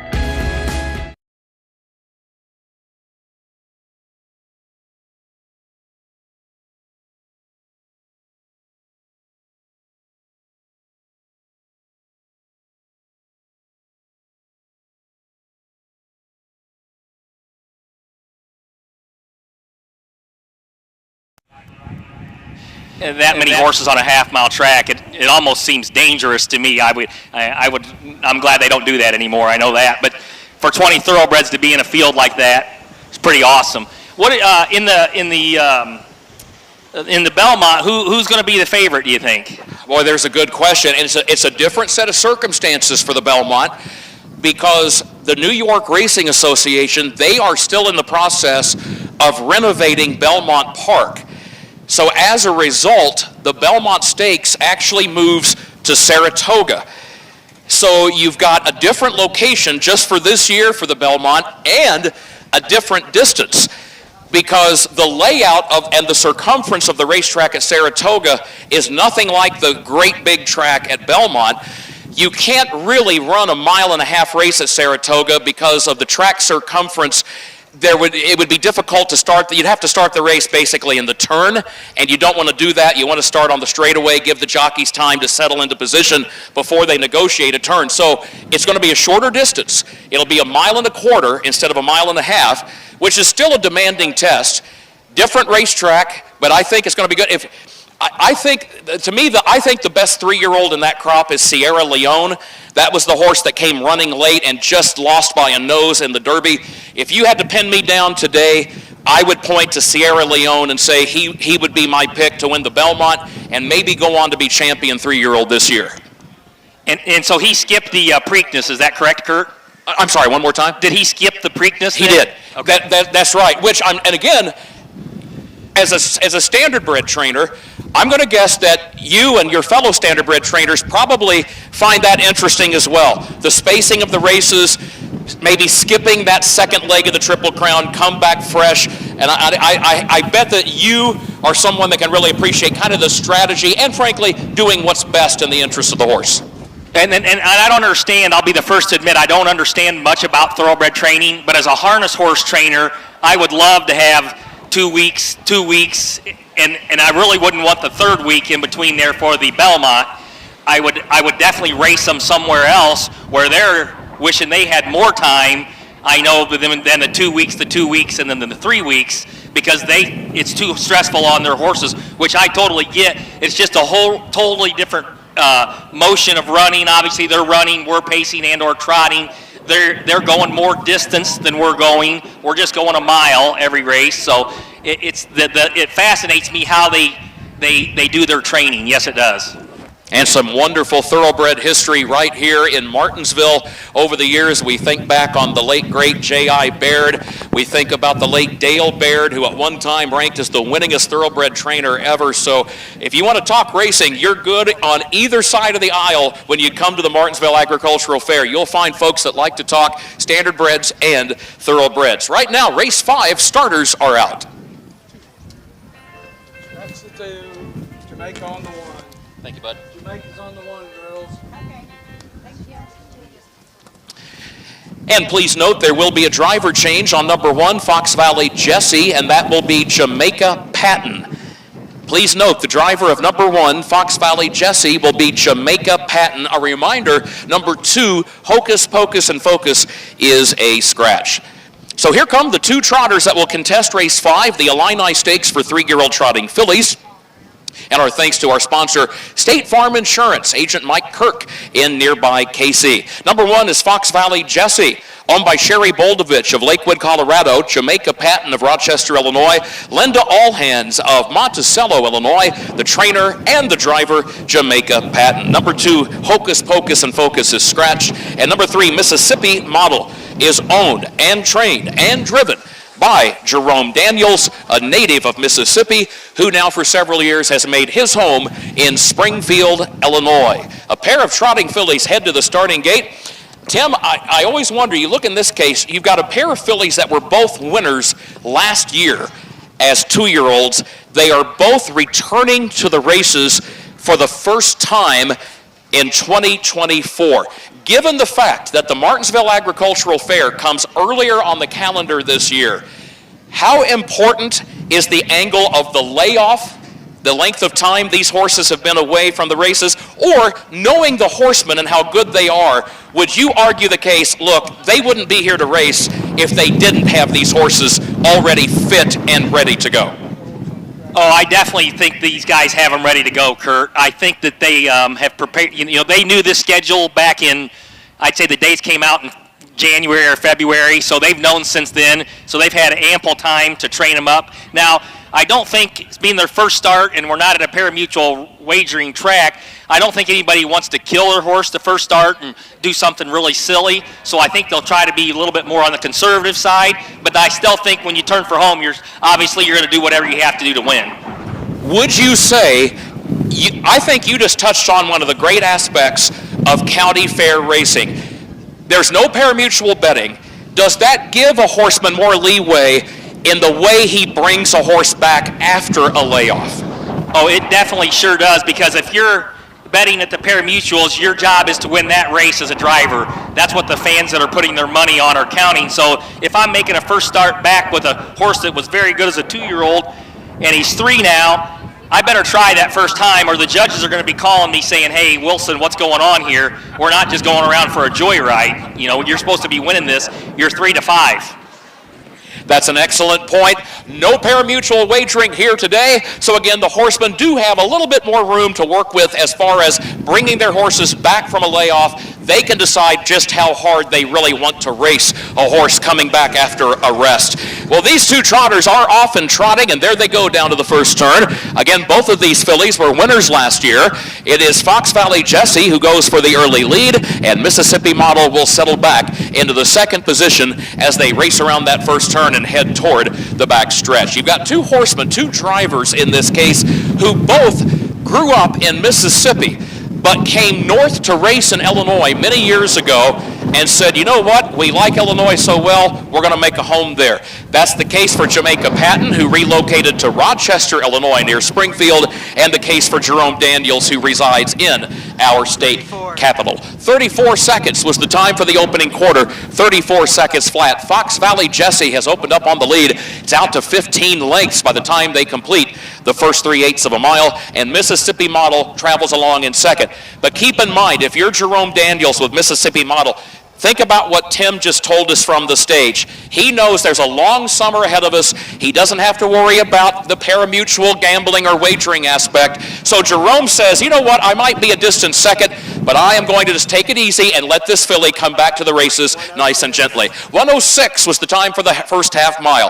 1:06. In the meantime, Fox Valley Jessie rolls on past the 5/8 mile mark and looking to rack up her 4th career victory.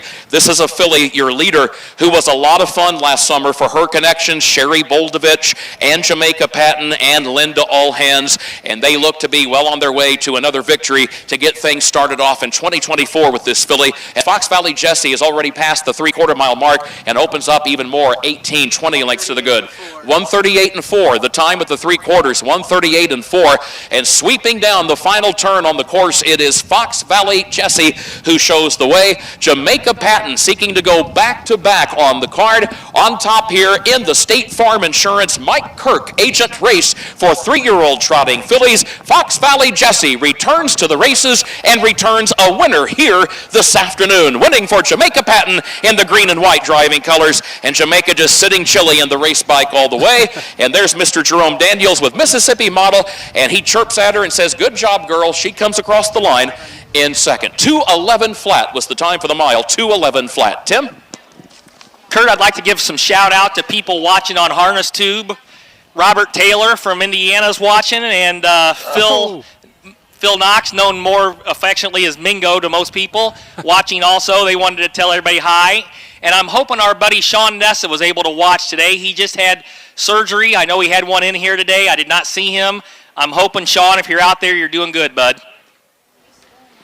You just mentioned some excellent horsemen there, Tim. Those individuals, Robert Taylor, Phil Knox, Sean Nessa. If you've got a horse in their barn, any one of those individuals, you're in pretty good hands. Absolutely. Yes, you are. Glad Mike Curley could join us here today. Coach Bennett was looking for you. He was wanting to run some line drills, Curley. Work on a little defense today. Typical, yeah.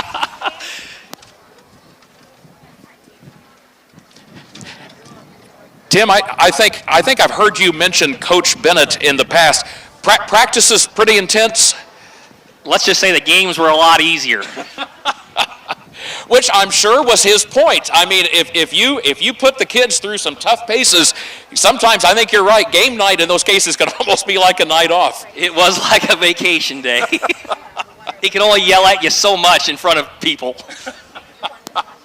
Well, now returning, here's the winner of the State Farm Insurance Mike Kirk blanket, owned by Sherry Boldovich of Lakewood, Colorado, Jamaica Patton, Rochester, Illinois, Linda Allhands of Monticello, trained and driven by Mr. Jamaica Patton, number 1, Fox Valley Jessie.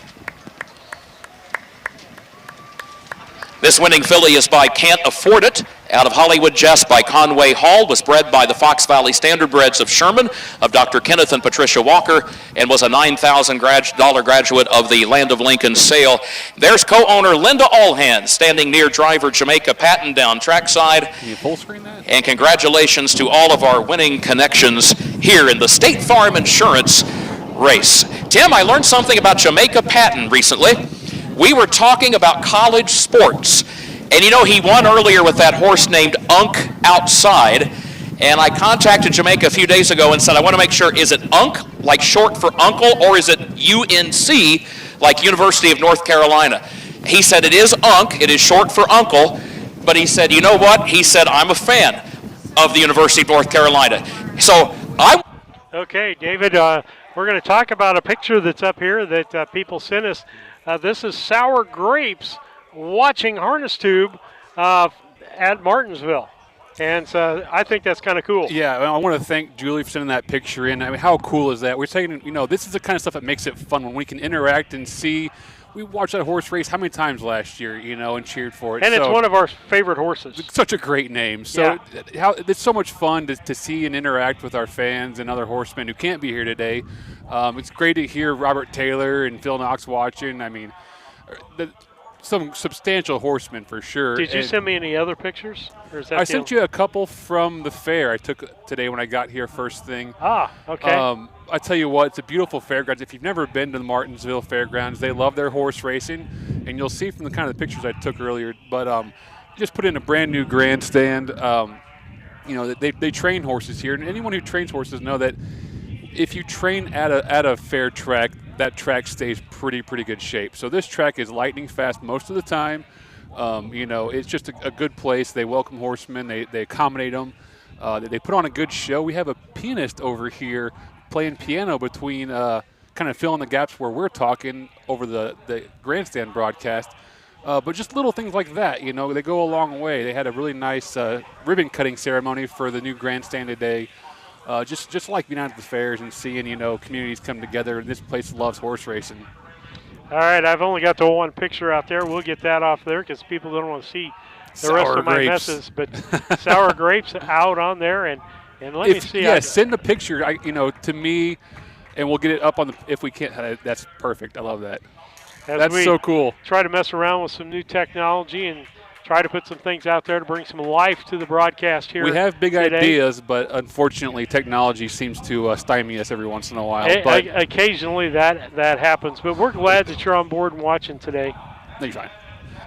In the shot there, you could see those big LCD screens that they have in the infield at the Martinsville Agriculture Fair. It's such a cool idea. You can see some advertising going through. Just it changes on the screen. That's an idea I like. I don't know, something about that. If we could put our broadcast on that so they could see from the grandstand real, up close, that'd be awesome. It would be. And Elisa's getting some great I love it. Fan shots. Brings you right to the fair. Again, you can advertise with us. That information is on the screen. Will be on the screen here in just a second. As you can advertise with it, contact us on Facebook.com at HarnessTube, YouTube at HarnessTubeIL, or harnesstube@gmail.com. David's number's up there, 312-772-5122. We'd love for you to advertise with us. You can sponsor. Yep. As just be a donor or a sponsor. You can have an ad up, just like what we had up a while ago for one of the advertisers. That's just a screen that's going to give you on a side-by-side as we're showing this, and then you're going to have full-fledged ads as you see that we have up here going. And so that's the things that we have going for you today. And if you're curious about rates or anything, I can send over, I have an ad sheet that details it all out, the PDF with the prices on it, but it's pretty straightforward. I think we're looking at $100 for one of our billboards or digital business cards, where we're putting up the sponsorships up on the screen, then $500 for a season to get a commercial. And the cool thing about that is, Steve's been so generous about putting these commercials together for us and doing them custom jobs for new advertisers. Really thankful for Steve and his help there. Well, we're glad to do it. We love the sport. My wife probably loves it more than I do. Your wife is meeting friends over there. She's making friends in the first row. Yeah, she's probably apologizing to that older couple that paid good money for that finish line seat there that we're taking up space on. And so good sports. Let's see. Let's go with the next thing here. Again, we've got lots of races. Midwestern Illinois Racing Association. We have 6 races involving that. We'll be in Carrollton tomorrow night, and my thing changed without me doing anything. It's yeah.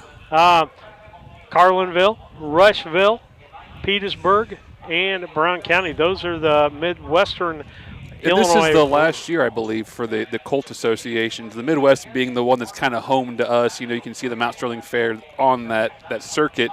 But they've been very generous to us, very helpful. Our home tracks kind of know us and we're really supporting us, so we appreciate them. Well, we appreciate the sponsorship and the help as we get ready. We're our race 6, and we have to be done by 3 o'clock today, so they're going to keep things moving. We may move faster here than David and I can get some things done here in a few moments. But, the good thing is halfway through a card like this is there's no more horses warming up. So we can get the horses out, no post-parade. We can race them, send them to the barn, get out the next race, no post-parade and race them. So if they need to, they can push through these races pretty quick. They'll do the best they can. The horsemen have always been accommodating and done a great job, getting the horses ready and hooked to the carts and ready to come out to the track and race. So we should make it. All right, David, as we go into this next race, do you know if we have any changes in this next race? Jill Brown's not driving, correct? I have probably not. I don't think she's driven any of hers so far. I think they've put drivers up on them all. I think Jordan Patton was driving most of them, but I can't confirm that. Is he on anything else in this race? No. Okay. All right. I didn't see Wyatt here either. I think Wyatt's in Oak Grove. And I'm going to try to do something different on the times because I like accurate times, and explain to the people how the times are kept because it's different than what you think it is. You mean the formatting? Yeah, the formatting. So harness racing is an old sport, to say the least, with old rules and old customs, and we go back to the times of split-second stopwatches to separate these, these world record miles, and they started dividing, for ease of viewer of the analog clock, fifths of seconds. So we break everything down into fifths of seconds. You'll see a race go in 2:08 and 4. That's 4/5 of a second. Well, in the digital world, it's kind of hard to type in fifths of stuff. No computer likes that. It wants to go to hundredths or tenths or something. There has been some discussion to convert, amongst nationally to the hundredth system, but just it hasn't happened. I think all the old stalwarts are happy with the way it is. They don't want to change, try to convert the records and whatnot. So we race in fifths. So with that, we're going to put the time up minutes, seconds, and tenths. So in other words, if it's 1/10, it's tenths, okay. 1/5. It'll be 2/10. Just multiply it. Just multiply by 2, folks. Yeah. I will multiply it by 2 because I get confused, and then I look at that and it says 1/10. Well, no, it was 1/5. Well, it should have been 2/10. And if you notice that some of the files I send back and forth, that's why I forego that formatting, that timestamp formatting, and I just do like 58.3 because there's no good way to do it. There's no good way to set that fifth of a second system into the formatting to make it accept that. It always wants to go to the tenths or hundredths. So, that's why the graphics I was playing with, I was just typing in like 1.00.2. We'll get Kurt and what's going on. The driver is Jordan Patton. And number 4, Fireball's Pride, owned by Chuck Doring of Brownstown. Darla Martin Loman of Effingham, Darla the trainer and the driver. One quick note, the program mentions past performance lines to be announced. Well, as it turned out, regrettably, the races that were scheduled on May 25 on Saturday, they got rained out. So there are no past performance lines as a result to be announced. Everything is current in the track program. Tim, as they head to the starting gate, I understand the Larry Bird Museum in Terre Haute is close to opening up in just a few days. And one more question for you. With athletes, coaches, does the athletic competition of this sport appeal to folks from other sports? Well, the Joker, for the Denver Nuggets, the MVP, I'm not sure how I just always call him the Joker, but he is a huge harness racing fan. So anybody out there that's a fan of the Denver Nuggets or the Joker, he would much rather go watch his horses race than play basketball. I guarantee you that. He's actually good friends with Timmy Tetrick from Fairfield, as a matter of fact, who you know, and from Trace, but him and Timmy call each other, I think, daily, talk on the phone about every day. So he's a huge fan. I know that. I know the baseball guys back when I raced in Chicago, a lot of the Cubs guys would come to Sportsman's Park when I was younger. And Lou Piniella was there all the time. He loved races. So a lot of those guys up there in the big cities like being around the horses. But it's good to have somebody like the Joker advertising for us. I know that. That is for sure. I think your nephew is mildly disappointed that you didn't know how to pronounce that player's name. Is it Jokic? Yeah. Okay, Jokic. That's why you're the professional. Thank goodness for YouTube. An announcer can do his research. Here they come, race 6. And starter Stacy DeRue sends the field on its way. There goes Dashing Durango. Out for the early lead. Fireball's Pride comes away racing in second. Fox Valley Harley will quickly settle in third from that inside starting spot as they race around the first turn. And Dapper Durango is last of the 4. And there goes Fireball's Pride. Fireball's Pride, who had a very good 2-year-old season last year.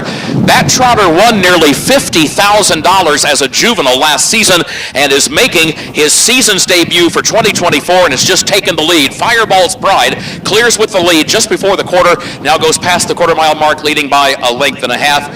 33 and 2 for the opening quarter, 33 and 2/5 seconds. Dashing Durango is racing in second, and a gap of 8 more lengths back to Fox Valley Harley, and a margin of a dozen more back of that one to Dapper Durango, who is last of the 4 after 3/8 of a mile. The Cole Insurance Race, race 6, the Illini First Division 3-year-old Colt and Gelding Trot. Fireball's Pride is halfway home here, moving by the stands with the lead for Darla Martin Lohman by a length, as Dashing Durango goes in the second position. And then Fox Valley Harley is third.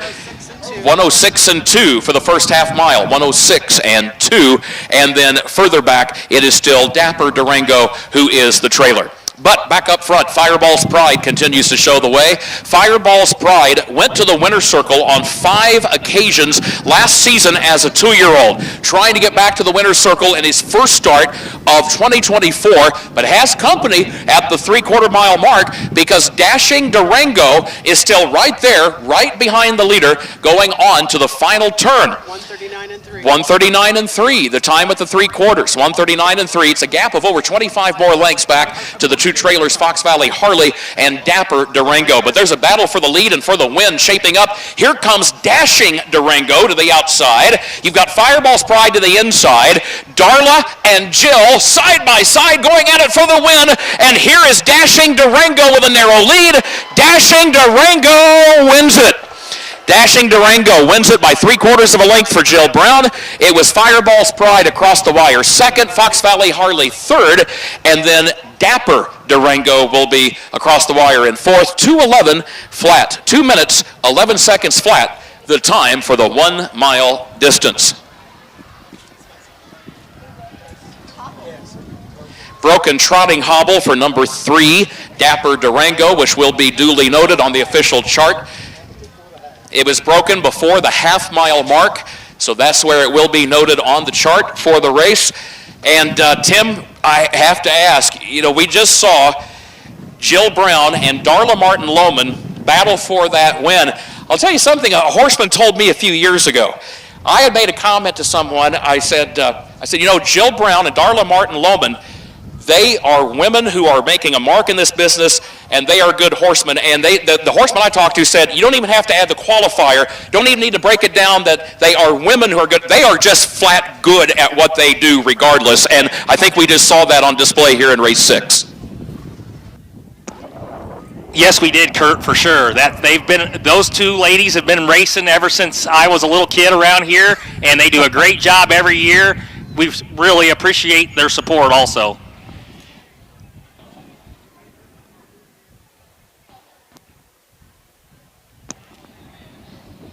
Looks like her horse wasn't wanting to pick up a passenger, so she's going to have to run down here. Buckets of flying. It's getting a little breezy, Kurt. Yes, it is. And here is our winner. How about a hand for Dashing Durango and Jill Brown? Dashing Durango is owned by Dr. Stephen Rennard up at Hamilton, Illinois, in the northwestern part of the state. Jill is the trainer-driver. Jill comes to us out of Charleston, Illinois. Dr. Patrick Graham bred this 3-year-old trotter who is a son of Danish Durango out of Fox Valley, Yvonne by Vaporize. And the Cole Insurance, Nathan Bennett agent, blanket about to be presented down trackside. Tim, I noticed I checked on ustrotting.com, great source for information. Kurt, we're going to have to bypass the wind picture on this. It looks like this colt's not real happy with this red blanket out here, so just for the safety of everyone, we'll make sure Jill gets her blanket. Sorry to interrupt. No. Hey, I think the horse probably thinks, look, I've done my job. I want to go back to the barn. He wants to get a shower. I don't blame him. And drink of water.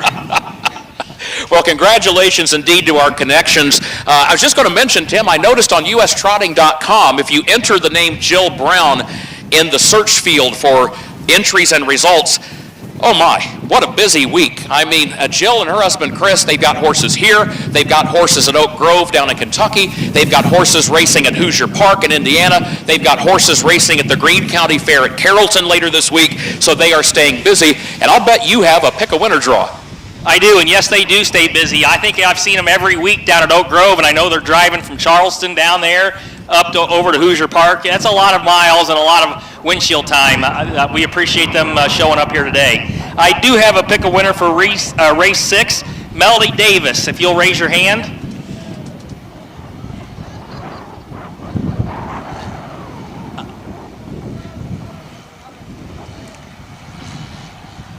Down here in the boxes? Okay, right down here in the boxes. Thank you. And Tim, here's the full field rundown. It is official for race 6. From the top of the page, Fox Valley Harley finished 3. Dashing Durango, the winner. Dapper Durango, 4. Fireball's Pride, the runner-up. Opening quarter, 33 and 2. The half in 106 and 3. 3 quarters, 139 and 3/5. And the time for the mile, 2:11 flat. Reached down 3:142. Dashing Durango won 3 times a year ago and now wins in his season's debut here today. It is race number 7 on the way. There is a driver change on the 4, Hope Star. That'll be Jordan Patton. Please note, Jordan Patton will be the driver for number 4, Hope's Star. Thanks again to Colton. All right, David, back with us here. You sending me another picture, are you? I'm sending you a picture, sir. Okay, well, we'll get that up here in a minute. But I picked the winning horse. Number 2 horse that I picked was in 3rd, actually. And the horse I picked for 3rd place is in 4th place. So I didn't. Fireball's Pride, new horse, new kind of setup for me. So I did pick them to finish 2nd. So going along in a good time here if you want to talk about that for a moment. Yeah, sure. Kurt touched on it, but what a great race when you see 2 women. What other sport do women compete with men at a high level? Only in harness racing do you see, a woman's exacta 1-2 finish. That's so cool to see. Both women, and not just, it's not a gimmick. These are real good horsemen, real good horsewomen, if you will, out there driving these races, and love seeing them both. And I want to say, I think Darla has a new helmet or a helmet paint job. That might be courtesy of Desiree Seekman, if I'm not mistaken.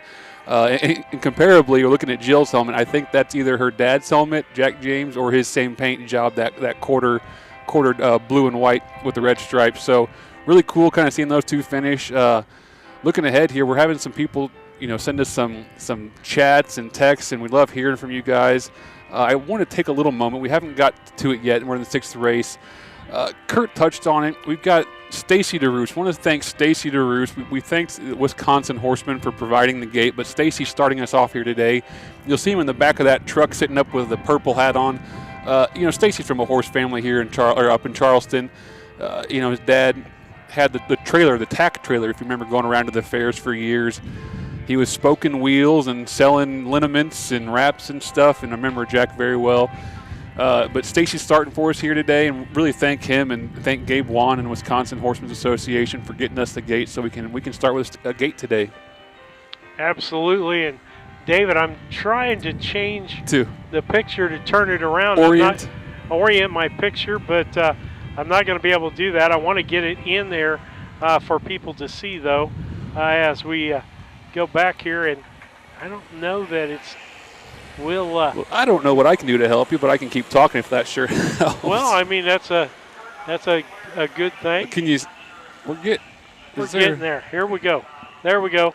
If you want to turn your head sideways, folks, where's that from? A viewer. That is Timber Point Healthcare Center in Camp Point, Illinois. We want to thank Katie Gordon for sending the picture in. She tuned in to us, has the residents there watching the races and cheering for their favorites, and we really like seeing that. It's killing me. It's sideways. It's cracking me up. But yeah. You can see there we're on the TV, and there's a bunch of residents there at the tables watching us there in Camp Point. I hope somebody's making some money. I don't know if they're gambling, but as we get ready to go here back into Harness Tube and the things we need to do here, we appreciate our sponsors, and all they do for us to help bring this with us. We'll be back after this.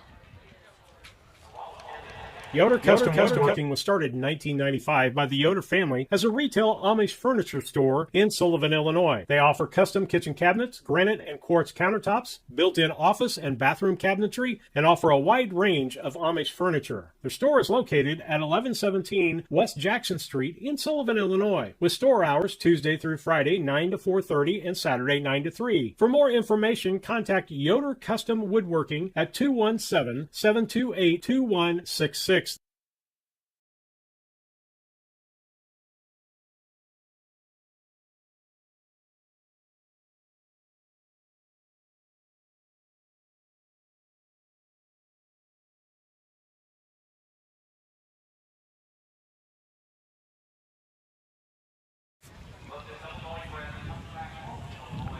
Back with you. Let's talk about from the backstretch, folks. Those are those pictures that we've been talking about, David. The backstretch can be anywhere. It can be from the backstretch here at Martinsville. It can be in Camp Point at Timber Point Health Center. You know, anywhere you're at, if you're watching, reach out, let us know, say something, give us a pic, give us a story, anything. You know, this is the fun part, is sharing in the community, you know, doing it all together. That's the point of these fairs. Yeah, big shout out again to Timber Point. Yeah. And them watching out there. And I'm hoping So cool. there's others out there. If you're out there at a nursing facility and want to send us a picture if you're doing this, or send it after the fact, we'll show it the next time Absolutely. we're up.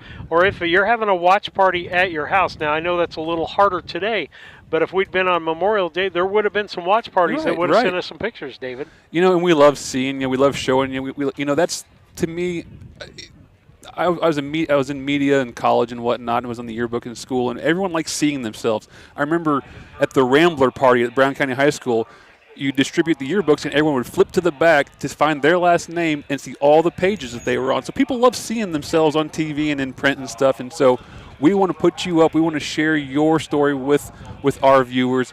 We want to include as many people as we possibly can. It makes it more fun for all of us. Well, one of the things we didn't do, we'll make a note here at Martinsville, because we get Tim on stage. Lisa does a good job of doing that, but Kurt doesn't get much screen time. So next time we need to put a camera up on Kurt on top, and we'll split screen the two, because the great banter that they have back and forth is absolutely excellent and for the it sport. didn't work out this year, but typically at the Martinsville Fair, if you have a chance, come down to the Martinsville Agriculture Fair and watch the races here. Always good races, capped off by the Great Midwest Trot and the Great Midwest Pace. And then afterwards, typically, if it wasn't for the rain out yesterday, typically you'll see Kurt and Tim go over to like the 4-H pavilion over here at the first turn, and they have a Q&A session. I think last year there was about 40 people just sitting up in chairs, and the two of them just kind of had some dialogue. Kurt was asking questions of Tim. Tim was asking questions of Kurt.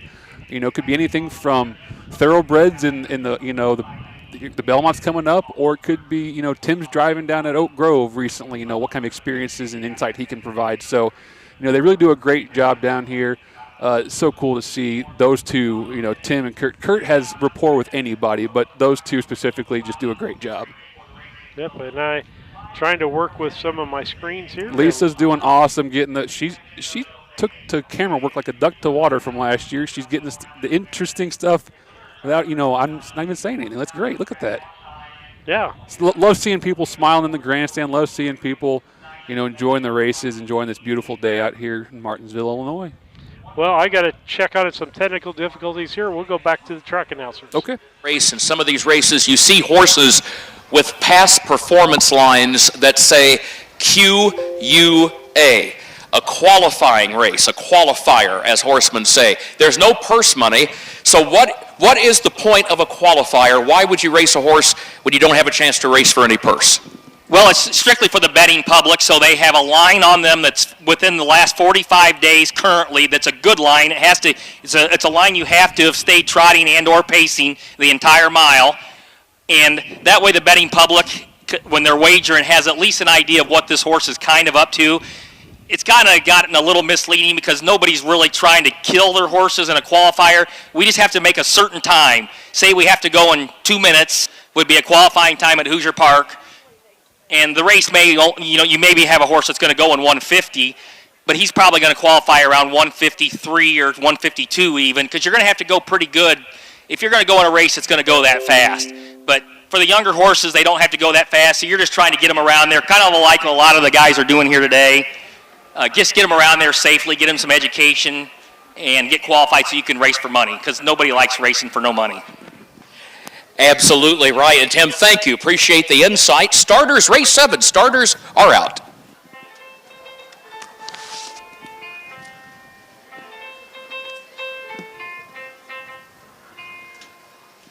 Here's the post-parade race 7. Thank you, Diane. Race 7, the Illini 3-year-old Colden Gelding Trot, 2nd division in memory of Doc and Faye Downey. Number 1, Chip Off the Block, owned, trained, and driven by Matt Avenatti of Crispin. 2, the Storm Warrior, owned by Stacy and Deborah DeRoos of Charleston, trained and driven by Jill Brown. 3 is a Gritty Sweater, owned by Larry Longnecker of Sumner, trained by J.D. Finn, Jared Finn, and the bike. 4, Hope Star, leased by Frank Thigpen of Crystal Springs, Mississippi, trained by Roshan Trigg, the driver Jordan Patton. And 5, Dooleyville Lou, owned by Randall Dooley of Hidalgo, trained and driven by Harold Finn Jr. Headed to the gate.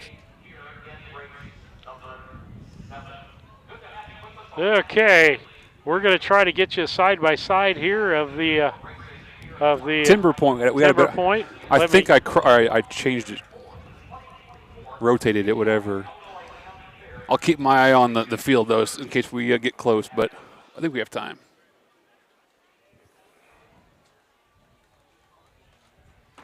Yeah, I'm trying to get something done away with here, and I can't do it. There they are.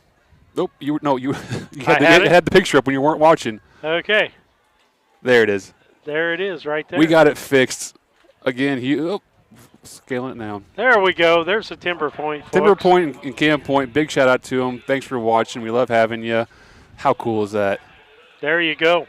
All right, with that, we're going to get ready to race here. I need to get back to doing the PowerPoint so we can see what's coming up on the next race here, race 7, as we get you the news view there to show the horses, all the drivers and everything are correct.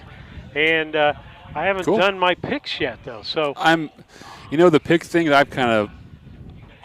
it's second thought in my head anymore. I'm watching the horses, looking at other things and thinking of broadcast stuff, and I just like watching them race. I don't care who wins, it seems like, anymore.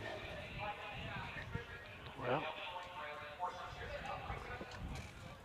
3-year-old Colt Trot, want to bring up the mic? I do.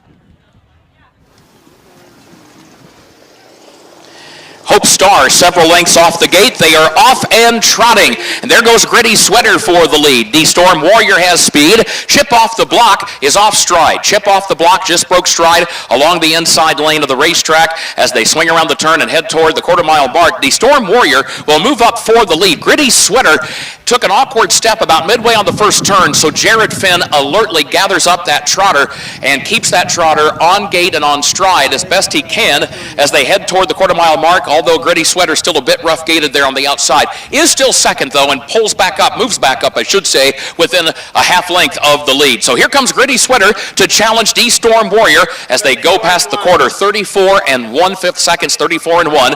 It is Gritty Sweater now who settles down, having cleared with the lead by a length, now a length and a half. The Storm Warrior is in second as they swing around that turn after 3/8 of a mile. Dooleyville Lou is third, then a gap of 3 more lengths. Chip Off the Block in fourth, and Hope Star has caught up with the field now after a slow start and is right there in the 5th position. Approaching the halfway point, the Doc and Faye Downey Memorial. It is Gritty Sweater who leads by a length over D Storm Warrior past the half-mile mark, with Dooleyville Lou third. 107 4 for the first half mile. 107 4/5. Now, Hope Star is the horse that got away last, several lengths behind the field. Folks, that trotter has not only made up the ground, has erased the deficit, but is now challenging for the lead. Hope Star draws alongside of Gritty Sweater, who is a stubborn foe, and still has the lead by just a neck. As they approach the 3/4 mile mark, Dooleyville Lou is third up on the outside, a length and a half off the lead. Dooleyville Lou going to have to go to the center of the track track. A 3-wide sweeping move by Dooleyville Lou as they head around the final turn. 1:42 the time at the 3/4, 1:42. Dooleyville Lou's got a narrow lead, eighth of a mile to go. Gritty Sweaters off stride. Gritty Sweaters on a break. Dooleyville Lou has the lead and opens up by 5 lengths, turning for home. As Hope Star is there on the outside and now moves up into second, but well behind Dooleyville Lou. And what a spectacular move. Going onto the final turn, a 3-wide powerhouse move by Dooleyville Lou, and that pays off with a win. Harold Finn Jr. in the race bike. Hope Star was across the line in the second position. Close for third there, Gritty Sweater and D-Storm Warrior were separated by just a few feet across the wire, and behind that pair, Chip Off the Block settled for the 5th position. Time for the mile. 2:12 was the time. 2 minutes, 12 seconds flat. Tim, when you're sitting in the race bike like Harold Finn Jr., and when you know you've got a ton of horse, that's got to be a good feeling when you know you can send a horse out to the center of the track around that final turn, and he's going to keep right on going. That's the feeling we always want. Yes, that's a great feeling, Kurt. It's nice knowing that you're just biding your time to straighten away and then let them go, and they're going to take care of the rest. Very good feeling.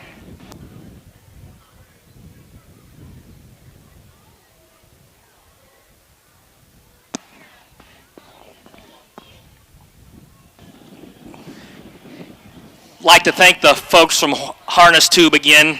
We can't tell you how much we appreciate you having being here today with us. Keep coming back, please. To everybody watching out there, we hope you're enjoying this good racing on a beautiful day in Martinsville, Illinois. And we've got 2 real good races coming up for you here to end the program with the Great Midwest. A guy that's won it post-parading by right now, Tommy Simmons.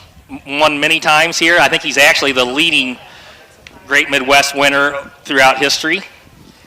He has evolved as Mr. Great Midwest. You're right, Tim. He has won, I know he's won more as a trainer and driver than anyone in the history of the pace. He's also won a couple of times in the trot. And this is a race and this is a fair that means so much to Tom. Tom was a native of Missouri. He grew up not far from Kansas City, and came to Illinois as a young teenager with an owner named Jeffy Specker. And Jeffy would base his stable here at the fairgrounds of Martinsville for the summer. So when Tom Simmons was a young teenager, he was working as a groom in the summer right here at Martinsville. And that's one of the reasons he so much loves coming back here to race. Cool. You know, as long as I've known Tom, I never knew that story. That's very interesting, Kirk. That's very interesting. Glad to have him back here then. Congratulations, Coach Downey and Carrie. Coach, I'm back here if you're looking for me. Coach Downey. Yeah, go White Sox, remember? You know, a good pairing on the Illinois Fair Circuit in recent years has been owner Randall Dooley of Hidalgo and trainer-driver Harold Finn Jr. of Newton. They have won their share of races. They won a couple of times last year with Dooleyville Lou, and this horse makes his first purse start of 2024, and Mr. Dooley, Mr. Finn, that was some kind of move this horse made on the final turn. That's got to make you all feel good. How about a hand for our winner, Dooleyville Lou?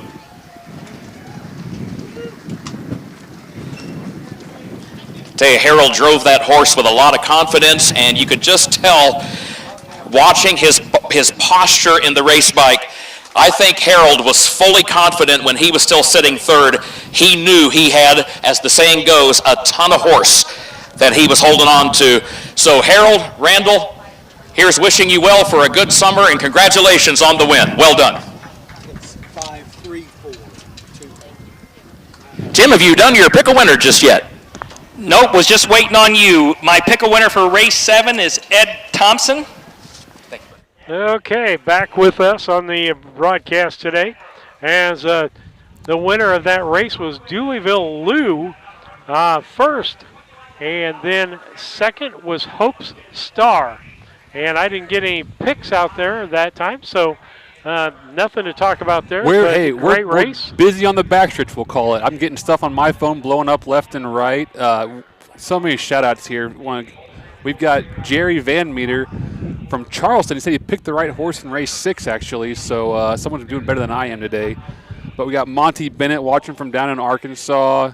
Jim Austin was watching, and Jim was asking who the judge was. It's Randy Callahan, Jim. You always ask to make sure the judge is up there. The judge is Randy Callahan up in the booth with Kurt, doing a great job up there. But, yeah, we love having everyone watch. We're getting some pictures come in. I think we had one of our leading fair drivers, if Steve can get this up pretty soon, our leading fair driver for the last couple of years, Mr. Wyatt Avenetti, sent me a snap. He's watching from Oak Grove down there in Kentucky on the Nashville border. He couldn't be with us today. He's racing at the big pari-mutuel tracks, but he's keeping close tabs on us in Oak Grove. So thanks for watching. We appreciate everything. But yeah, what a great day of racing so far. They've touched on the pomp and circumstance. Tom Simmons going by the grandstand right now, and the significance he's had in this sport in this state.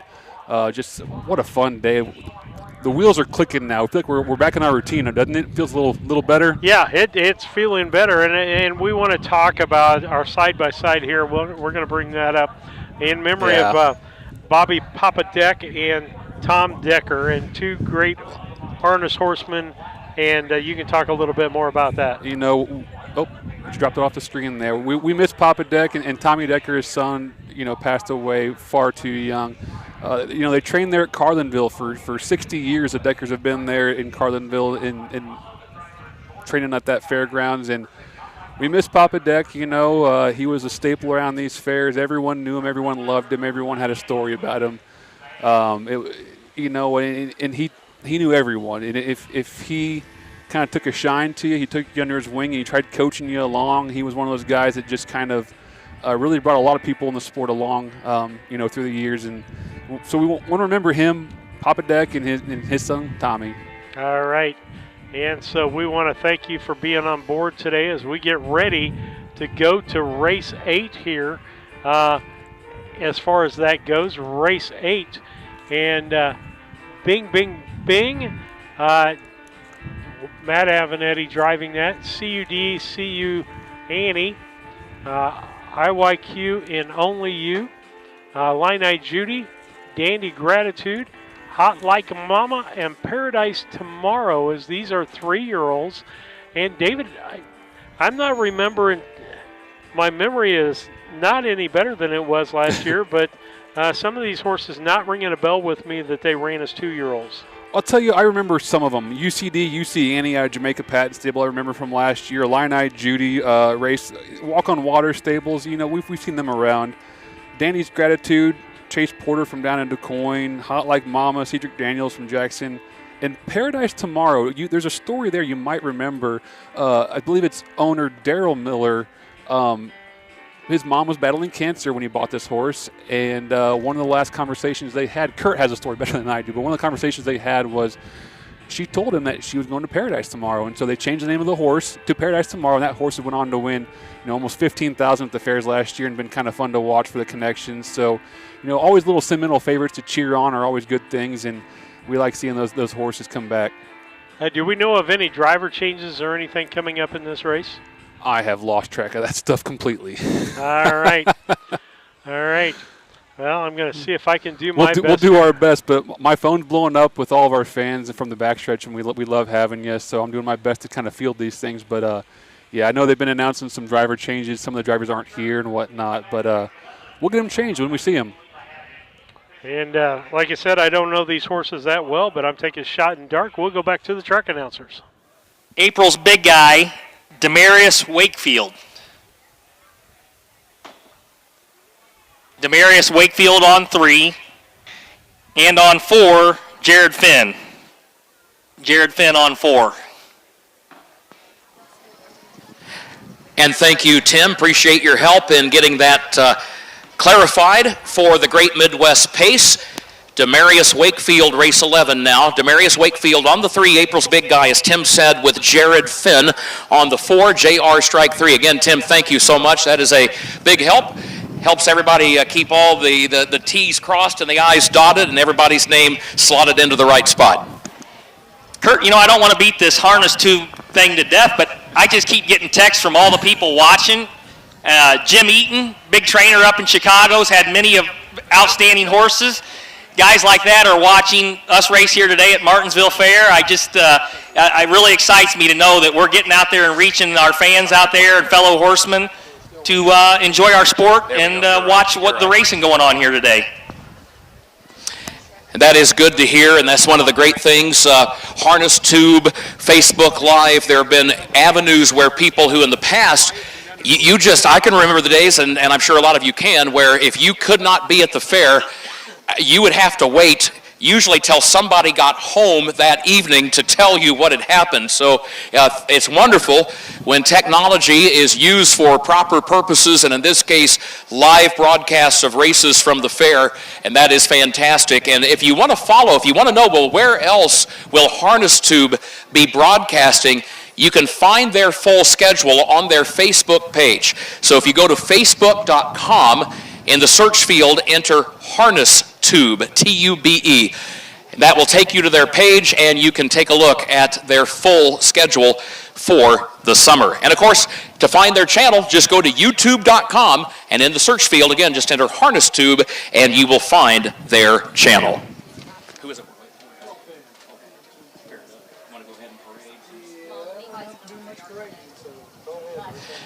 And the horses are parading to the post. Diane, starters are indeed out.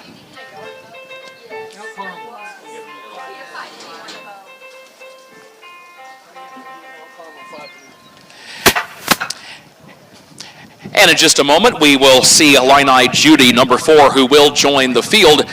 Will be coming to the track here shortly. Of course, Harold Finn Jr., he is hustling because he just had the winner of the prior race in race 7. So certainly the stewards always make an allowance for the fact they understand horsemen are busy, and you got horses in back-to-back races, and you've got the winner's circle ceremony. Can be a little tough to get right back out onto the racetrack for that next race. So number 4, Illini Judy, will be along in just a moment. Let's meet the starters. This is the Lowell Bennett Memorial. The Illini 3-year-old filly pace, number 1, Bing Bing Bing, owned by Philip and Sherry Cotton, the Fairfield, trained by Philip Cotton. Matt Avenetti is in the bike. Number 2, UCD UC Annie, owned by D. Phillips of Athens, Illinois. Jamaica Patton of Rochester, trained and driven by Jamaica Patton. Number 3, IYQ and Only You, owned by Bart Seals of Altamont, trained and driven by Freddie Patton Jr. Number 4 is on the track now. There's Illini Judy over there in the first turn, owned by Jesse Judy of Potomac, Walk on Water Acres LLC of Richard and Bethany Finn of Altamont. The trainer-driver is Harold Finn Jr. Number 5, Dandy's Gratitude, is owned by Chase Porter of DuQuoin, trained and driven by Kelsey Perryman. Number 6, Hot Like Mama, is owned by Cedric Daniels of Jackson, Mississippi, trained by Cornelius Cavett. Jordan Patton is in the bike. And number 7, Paradise Tomorrow, owned by Kevin and Daryl Miller of Arthur, Glenn Otto of Arthur, owned also by Lester Detweiler of Sullivan, trained by Kevin Miller, and the driver is Jared Finn. Headed to the gate for today's 8th race.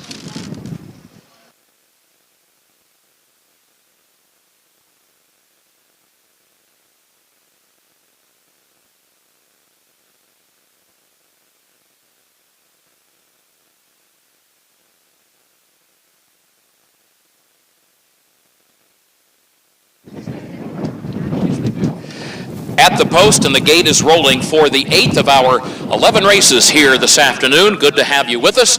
Thanks for spending your Tuesday afternoon at the Martinsville Agricultural Fair for harness racing. A lot more activity yet to come this week at the fair, and Tim and I will talk a little bit about that a little later on before we wrap up. Today, the lone session for harness racing, but the fair will continue all the way through the coming weekend. Right now, just about set to go here for race 8.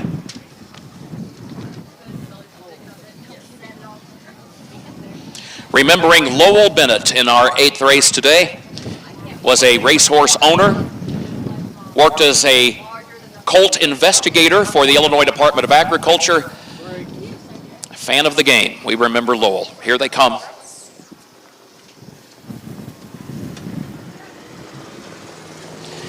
They are off and pacing. UCD, UC Annie out for the lead. IYQ and Only You gets away in the second position. Dandy's Gratitude comes away in third as they swing around that first turn and race toward the back stretch. Paradise Tomorrow moves up a couple of spots down to the inside of horses, moves up from 6th into the 4th position as they head on to the back stretch. Hot Like Mama is now in 5th. Bing Bing Bing is back in the 6th spot as they approach the quarter-mile mark. Illini Judy is last of the 7.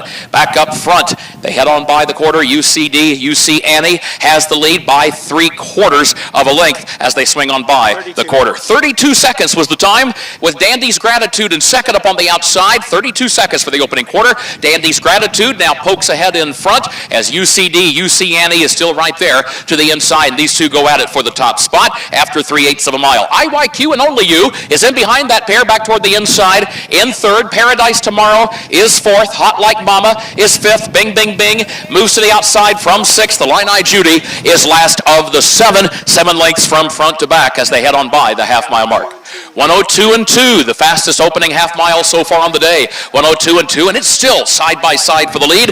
It is Dandy's Gratitude from the outside, once again challenging UC Annie. Paradise Tomorrow is lingering, a threat on the outside. Here comes Paradise Tomorrow from third to second, and now to challenge for the lead. UC Annie to the inside, Paradise Tomorrow to the outside. Dandy's Gratitude is now dropped back, tiring past the 3/4. That will allow IYQ and Only You to move back up into the third position midway on the final turn. 134 at the 3/4, 134. Paradise Tomorrow to the outside, UC Annie to the inside, less than 1/8 of a mile to go. A gap of 3 lengths. IYQ and Only You is third up on the outside as they straighten away for home. Here's Paradise Tomorrow again from the outside. Paradise Tomorrow coming on for the lead, maybe, but UC Annie's there. Oh, UC Annie hangs on by a diminishing neck on the wire. Jamaica Patton had it measured just right. UC Annie was pressured throughout the final quarter mile. It got more intense down the stretch, and yet UC Annie managed to turn back every challenge. 2:04-2, the time for the mile, 2:04-2. Your winner, number 2, UC Annie.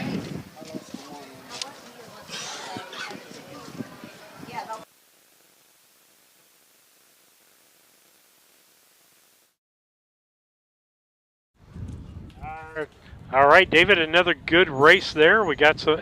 We're racing today, aren't we? Yeah, times are getting quicker. These older horses know what they're doing. These drivers a little more confident, moving them earlier in the mile. You're seeing we're seeing some good racing now. I love it. Yeah, and some pack racing. Exactly. Where it gets a little tougher for us here at the line to just put down numbers and say how they finish. We know who pretty much won that race. Did I see a break close to the end here? At least I saw it on the monitor. Finishing the mile? Finishing the mile, yeah. I stood up and was watching the finish. I thought, because Jared was on the outside and then you had Jamaica on the inside, and I thought was it Freddie sneaking through the middle there? Had a little bit of pace, but I'm not sure. We'll go I back was with distracted. Kurt. Make sure everything was properly documented was Lowell Bennett. And Tim, I remember my dad used to love those days because when Lowell would come to the farm, they got to talk racing. And they had some great visits. And I know, if memory serves, I believe you and your father raced some horses for Lowell. Is that correct? We sure did. I won my first Great Midwest Pace behind one of his horses, Bold Wolf, 1988, I believe. What a fantastic memory that is to have. And no doubt, it's one thing to grow up the son of a horseman, and yeah, that can open some doors, but I bet it meant a lot to you when someone like Lowell Bennett would say, you know what, I'm good with Tim Jr. as you were coming up through the ranks. You know what, I'm good. Put him on my horse, have him drive. That had to be a good feeling. It was, and honestly, to get somebody like that would say, okay, let's give the young guy a chance, it was a real plus, let me tell you, yes. Tell you guys, having a good day. How about that man in the green and white driving colors? Mr. Jamaica Patton, 3 wins on the card. Well done, sir. Congratulations to the connections of UC Annie, owned by D. Phillips of Athens, Illinois, and co-owned by trainer-driver Jamaica Patton of Rochester. Ron and D. Phillips bred this 3-year-old filly who is by the reigning Illinois Pacing Stallion of the Year, Some Star Somewhere, out of D. Tumbleweed by Sagebrush. We'll have the full field rundown in a moment. Again, the time for the mile was 2:04 2/5 of a second. Fastest mile so far on the day. Tim, we've got some time, but you're good on the winner if you want to go ahead and play Pick a Winner. Sure, this 8th race winner was Andy Baldamero. Did you get it already, Andy? Awesome, good job. Good seeing you here.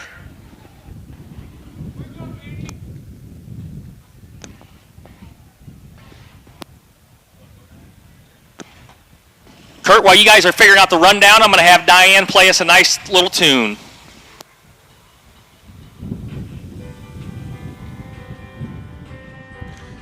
And while they do that, we'll just go to our microphones then. So bring it back to Harness Tube. Thanks for joining us here today. Looking forward to the 9th race we're on now. My program's off, so let's do some shout-outs because those are handy.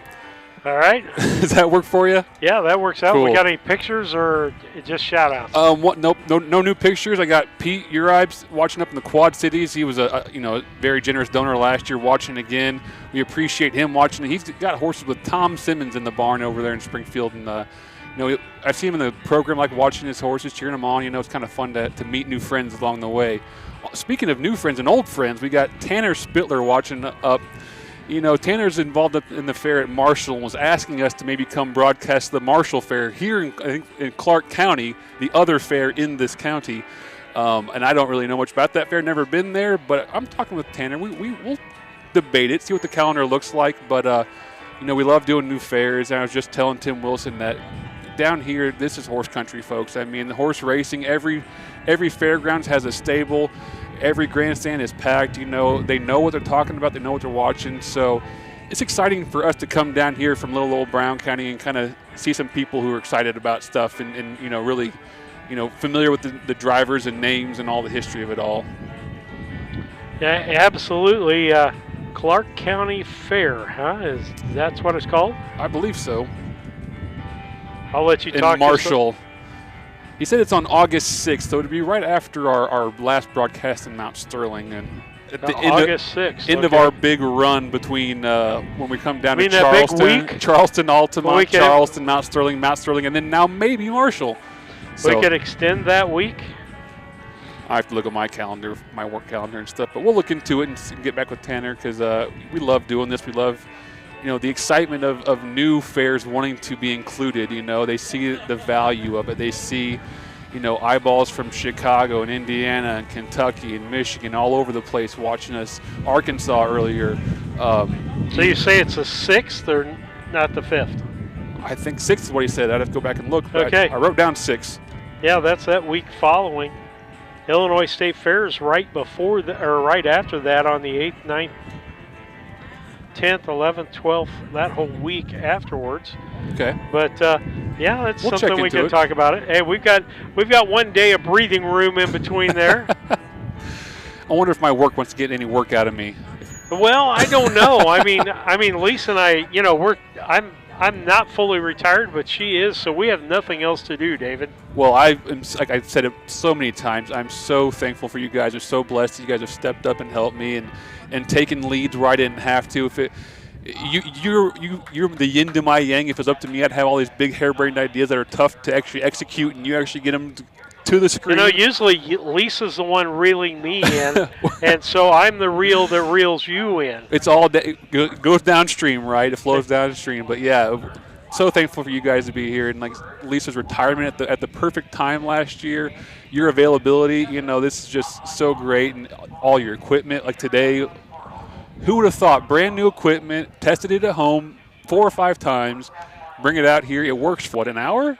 Yeah. And then dropped off. Yeah. So we don't have a clue. We'll figure out whether it's a charge cord or what it is. We'll figure that out before we fortunately we've got some stuff to back it up. Yes, yeah. So thankful for your supplies. I brought everything and the kitchen sink today. Good. We might need it. But we're glad to be here. We'll get back to Kurt here for a minute with track. Crescent roller will be Matt Avenatti. That's number 3, Crescent Roller, the driver, Matt Avenatti. And a driver change on number 4, Vertical Speed, that'll be Jamaica Patton. Number 4, Vertical Speed, Jamaica Patton. Tim?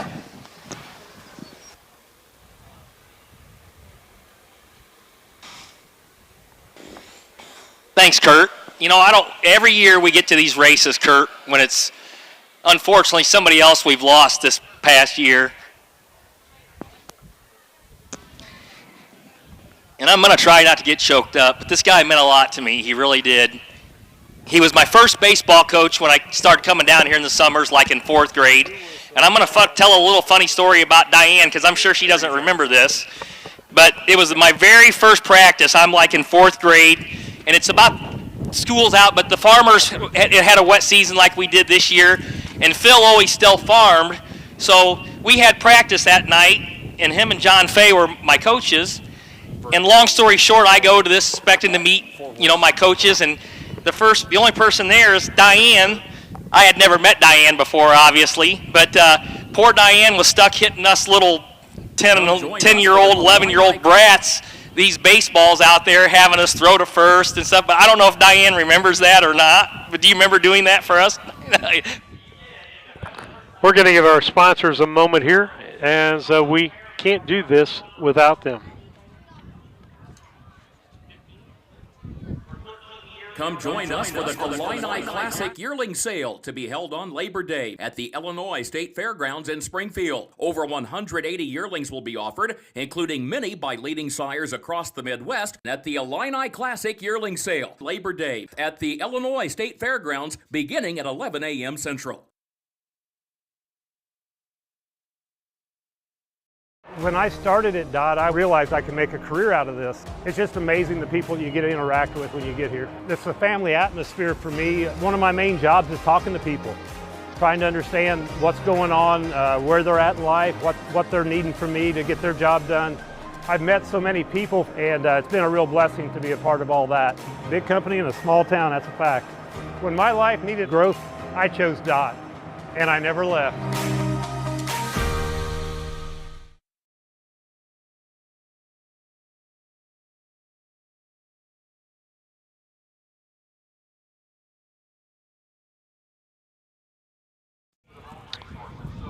All right, David, as we get ready to go here with race 9, 4 horses in this race. I know Jamaica Patton is, I think, driving vertical speed.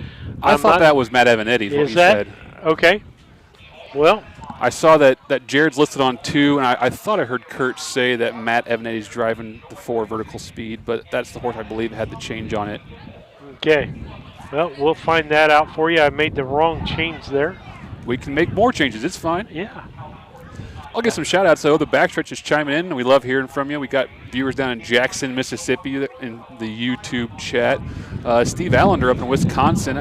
The Wisconsin folks, too. They talk about horse race-loving people up there in Wisconsin. They pack the grandstands, and they love watching their horses race. A lot of great families come out of that state. And they neighbor us, and we bleed over and race up there, and they race down here, and love the connection we have with Wisconsin horsemen. And there's somebody else on Facebook, and I'm not sure who it was, but we might put 2 and 2 together with the broadcast team helping me out and all you sleuths out there. There was a Dominique on Facebook talking about watching her son today on the broadcast. I'm not really sure who her son is, maybe a driver. I'm wondering if it's the new Demarius Wakefield out there driving for Jamal Denson. This is the first time I think I've seen him drive, so I'm going to maybe guess that might be his mom or somebody. But we love having you view. We love having you watch. We're glad you can watch your son. Stuff like that across the country, from state to state. We got viewers all over the place. I was getting pictures from Timber Point Healthcare. Some of their residents are winning some of the races up there and really enjoying it, really enjoying the old fair days. And I wish they could be here, but the next best thing is put it on TV. Yeah, absolutely. As we bring the broadcast to you, this is the first of now possibly 21 races for the year. We added a couple last year. We had a subtraction because of weather. We're fortunate to be able to get this one in today, as it was scheduled for yesterday at 2. Then they had to move it to 4. Then they had to move it to today. And the track's in great shape today. And Tim and all the people down here have been absolutely great to us. And as we said, we'll get smoother as we did last year. I think we started smoother than we did last year. Absolutely. So we'll get things increasing with you. A 4-horse race. We'll get some changes here for you in just a moment. Go ahead and talk, David, and I'll ask. I was going to let Kurt do the post parade. Okay. Of our 11 races today, the Illini Colt Stakes for 3-year-old pacing colts and geldings, the Philip B. Reed's Memorial. Let's meet the starters. Number 1, Mr. Turbo Muffler, is owned by Terry Wilson. Terry Wilson of Jackson, Mississippi. The trainer, Jill Brown. The driver, Chris Brown. Number 2, I Understand, owned and trained by Kevin Miller of Arthur. The driver is Jared Finn. 3 is Crescent Roller, owned by Catherine Ritzel of St. Jacob, Illinois. The trainer is Darla Martin Lohman. The driver is Matt Avenetti. And number 4, Vertical Speed, owned by Kevin and Daryl Miller of Arthur, trained by Kevin Miller. Jamaica Patton is in the race bike. Headed to the gate for race 9. I was wrong. We can roll Kurt down and we can fill in while they go into the starting gate. You were right. We can. I was wrong. Yeah. It's Jamaica. It's Jamaica.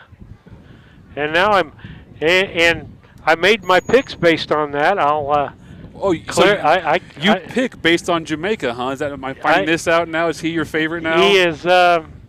He's one of my favorite drivers. He has been for a long time. He's a lot of people's favorites. He's been doing it up here in Illinois for a long time, since I think he was 17, right out of high school. Moved up here, I don't know, 20 years ago maybe, and has been killing it at the fairs ever since. I mean, he's got a big stable now of 40, 50 horses or something, and drives about as much as anybody in the state. Well, unlike Lisa, I don't pick it because of how the horse looks. She picks according to if she knows the person or not.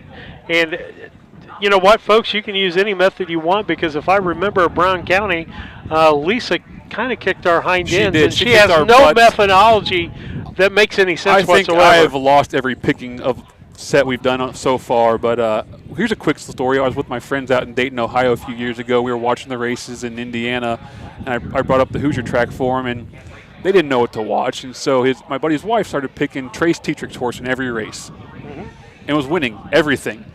I went back through the results and found out if you bet Trace Tetrick on every race that day, $2 across the board, you would have made money. Here they come to the track. We'll get back to Kurt. Here, Mr. Turbo Muffler from the rail, from the inside, will complete the lineup. Here they come, race 9.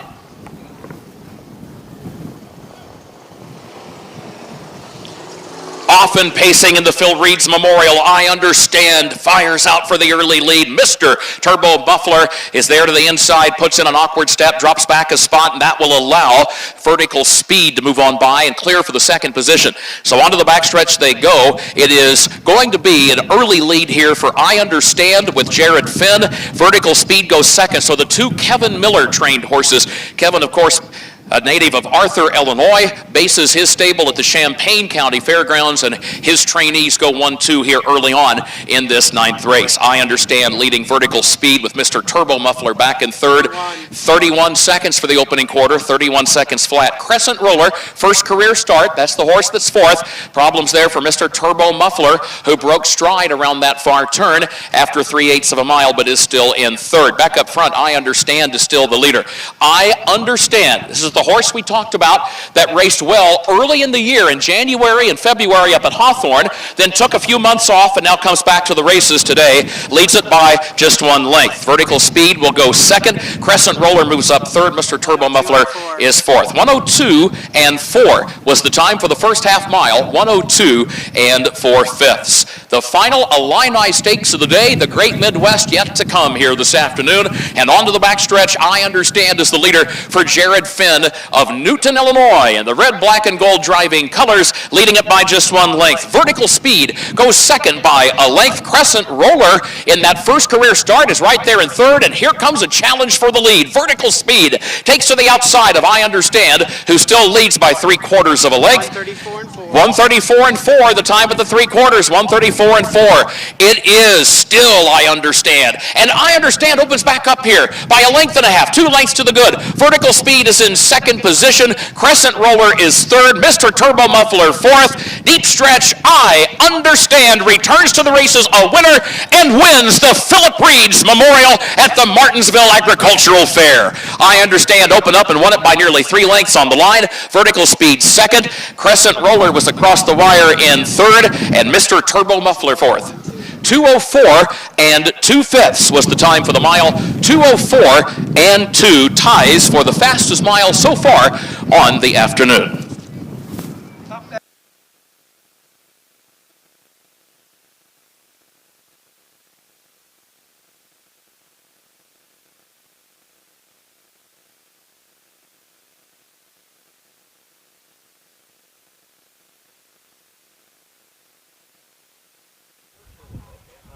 David, we'll talk till Kurt comes back up. Okay. Good race, that race by I Understand. I Understand for second, and I picked the number 4 horse. I just flip-flopped number 1 and number 2, and actually got number 3 right. So if I had been picking a box, see, if you box your bet, explain that to people. If I box my bet, I don't have to pick the horses in order, correct? So the short version is, if you want to bet, the first 3 horses across the finish line, you'd say, I want the 4, 1, 3, or whatnot. And then if you box, that's an exacta bet. That's a trifecta. Trifecta. Exacta is 2. Okay. If you box your trifecta, Tim, as the Philip B. Reed's memorial blanket is unfurled down trackside, that just if you box the trifecta, all that means is you're picking those 3 horses in any combination. Now, it does pay out less. It costs less. It pays out less. The risk is significantly less, but your chances of winning are much higher. So, if you're new to races and betting and that kind of stuff, and you go to a racetrack or watch some OTBs or something, you don't know how to bet, just box it. If you box it, you're going to have a lot more to cheer for, a lot more results that'll pay out. And then as you kind of learn to fine-tune your handicapping techniques, then you can go ahead and just say, I'm committing to these 3 in this row, and I think it's going to be this way. So if I boxed it, I would have won some money that time. You would have. My thing is you win some money. It's hard to pick all 3 unless horses. You're so confident. I mean, and no one's ever that confident, really. I mean, there's so many variables that come into play. Well, you're right. You can't count on a horse getting caught up, carts together with the wheels. You so can't many breaking. Variables. How many horses have we seen? Never broke before, and they break for some reason. Yep. All the new variables. It's the first fair of the year. There's new sights and sounds. These horses are juveniles, really. 2 and 3-year-olds. Equate that to what junior high and high school athletes maybe. So their attention spans of paying attention to what they're supposed to be watching and not the rides or the blankets flapping in the grandstand. A lot of stuff can happen at these county fair races, and this is the first one of the year. We have a brand new starting gate, making new sounds, squeaks and new engine noises and all that kind of thing. So these horses will learn these things, and as they go around the fairs this summer, we'll kind of get into their mentality. But right now, it's like the Kentucky Derby. It's one of the hardest races to handicap in the world because it's the first race of the year. It's at a longer distance for 3-year-olds, so there's just not a lot to go on. You're guessing a lot. All right, as we get ready to move on here with more harness racing for you, again, we'll have 6 of the Midwestern Illinois Racing Association races. Those are on your screen, and with that, we also want to remember the Decker family and the things that are going on there. Yeah, we need to get side by side and do that. The Deckers have been in this sport for so long. I think Bobby's raced for 65 years or something. So, everyone knew him. Everyone's got a story. I can't see those colors without, just immediately thinking of things he said or ways he said them, the bib overalls, So a lot of good memories with the Decker family. Okay, and with that also, then we get ready for the race 10 of 11 here, and some horses that we have seen before. 3-year-olds coming back. Yeah, we saw them last year, hopefully, most of them. And so with that, then, I know a little bit more what's going on. Let's see what that knowledge will do for me in this race here. I don't know if we have any driver changes going on. Oh, this is a great Midwest trot. Here we are already. We're in the last 2 races. So these last 2 races you'll notice, go for a little bit more money. These are actually staked events. The Great Midwest Trot, you have to actually, in Midwest Pace, you have to nominate your horses for, and there's a fee. You have to pay a couple times to keep your horse staked to the event. But you can see the purses, it's small fields, a lot of money. And historically, this race has drawn horses from all across the Midwest. Some of the biggest Grand Circuit drivers and trainers would stop here in Martinsville on their way from maybe Springfield or the Indiana State Fairgrounds, Lexington, Kentucky, and all these meccas in horse racing. So you got any picks on this? You haven't picked all day. Can you pick? Why would I ruin a good thing now? Should I just keep it going? Yeah, just let me glance through it. This is a tough race to pick, in my opinion. Yeah, it is. I'm looking at the program for the first time, really, with actually any kind of intent. I gotta like Darla, GJ Linda Grint. We watched that horse last year. I like Darla on this track. I trust her to not mess up, maybe, if you know what I'm saying. Just put in a nice, clean race, and sometimes that's all it takes is to be the horse that does your thing and not worry about the rest of the competition. Lose Mandalorian, might be a contender here. I like that horse as well. I'm going to go, give me 2-1, and then for third, I am going to pick wife Jill over Chris. Give me a 1-2-3. Let's do it that way. Nice and easy. 1-2-3, 1-2-3. And you'll see on the board, I did something different than that as far as that goes. Good. And I messed up my board. Well. Yep, we'll get that straightened back out. I'm going to roll up Kurt. He's giving some good Held context. first at Aurora Downs, then at Maywood Park. Regrettably, neither one of those tracks is active anymore. They are both now defunct.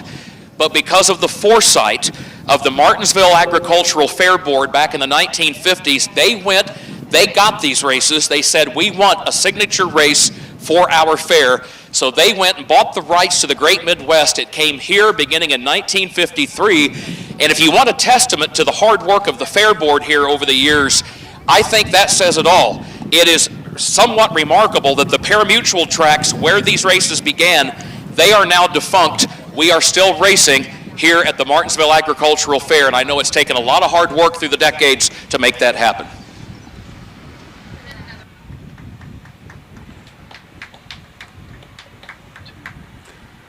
One, two, three. Okay. Kurt just did a little context of the Great Midwest Trot and Great Midwest Pace and the history involved, and he mentioned this race predates coming to this fair by a handful of years. It's been here for 70 years. It sure has, Kurt. And one lady that we really need to thank for keeping this going is Sherry Rapp. Sherry's responsible for getting all the stake payments and nominations and whatnot and the entry fees for this race. So a huge thanks to Sherry Rapp for keeping this going, because if it wasn't for her, I hope she's has plans for in the future someday for somebody to take over. I appreciate Sherry keeping doing it, but I hope there's plans to keep it going after Sherry decides she needs to retire. Sherry is always a big help. Those of us who are involved with organizing standardbred yearling auctions in Illinois, we rely heavily on Sherry Rep with the Great Midwest. Every summer when we're putting the catalog together, I don't know how Sherry has the patience she does, same with Leanne Shin and the Downstate Classic, because as we're putting a sale catalog together, we'll email, we'll call, we'll text, and they'll send us a list, and then we will say, well, now wait a minute, consignor so-and-so says he nominated his yearlings. They'll go back and they'll pull up the records a second time, a third time, a fourth time. So a big thank you to Sherry Rep with the Great Midwest and also to Leanne with the Downstate Classic. Yes, how they do all that stuff, how they keep it straight, Kurt, is way beyond me, and it's above our pay grade. There is no question at all. But you're right, Sherry has been a key person in sustaining this Great Midwest over the years, and as a result, the rest of us get to enjoy this great racing and have so many wonderful memories over the years. Tim, as far as this Great Midwest Trot, if you look at this lineup, I suppose if you look at past performance, Lose Mandalorian, who's right in front of us right now, number 2, arguably is the favorite here. However, that is a horse that on occasion he has broken stride on county fair half-mile tracks. Now, he won here a year ago, but he won with a huge rally after breaking stride with a quarter mile to go. We're talking about Lose Mandalorian. So when he gets on the big tracks, the 1 mile tracks, it seems like he just likes those bigger sweeping turns a little bit better. The benefit for him, as county fair tracks go, we touched on it earlier, these turns are big and wide here at Martinsville, probably as good as you will find on a county fair circuit anywhere. So Can Luz Mandalorian readjust to county fair half-mile track racing, and at the same time, can he hold off 3 very legitimate challengers? Because we're by no means conceding the race. We're just saying you could make a case he's the favorite. Yeah, you could, and I'm sure that they're hoping that the year off, as he matured a little bit and got a little bit maybe more physical gifted and mentally, maybe he mentally wasn't quite ready for the sharp turns at the track along with the physical gait of it. So hopefully, I'm sure they're thinking that, hey, he's a year older. We've been training him maybe on a half-mile track, getting him used to turns like this. But you are correct. We are lucky here that we have a tremendous racetrack. There's no doubt about that. And the Great Midwest Trot Race 10 in your scorecard for a purse of just over $7,500, sponsored by the Casey State Bank. Starters are out.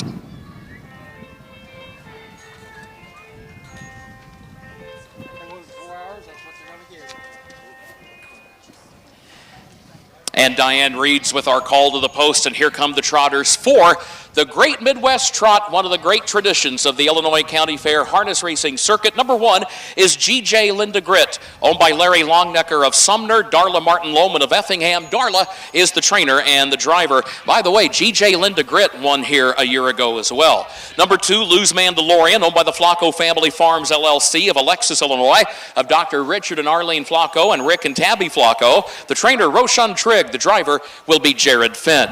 Number 3, Luz Gambler, is owned by the Flacco Family Farms of Alexis, trained and driven by Jill Brown.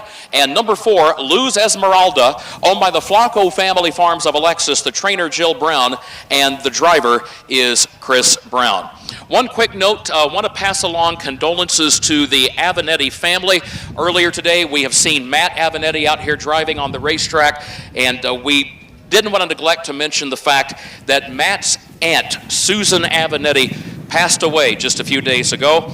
She had spent part of her time growing up here in Martinsville, and then I believe it was during her junior year that the family then went to Chrisman. And of course, Chrisman since then has kind of been the home base for the Avenetti family. But this fair and this community I know mean a lot to the Avenettis, and just had chatted by text a while ago with David Avenetti, Susan's brother, and we just wanted to pass along our condolences to the Avenetti family.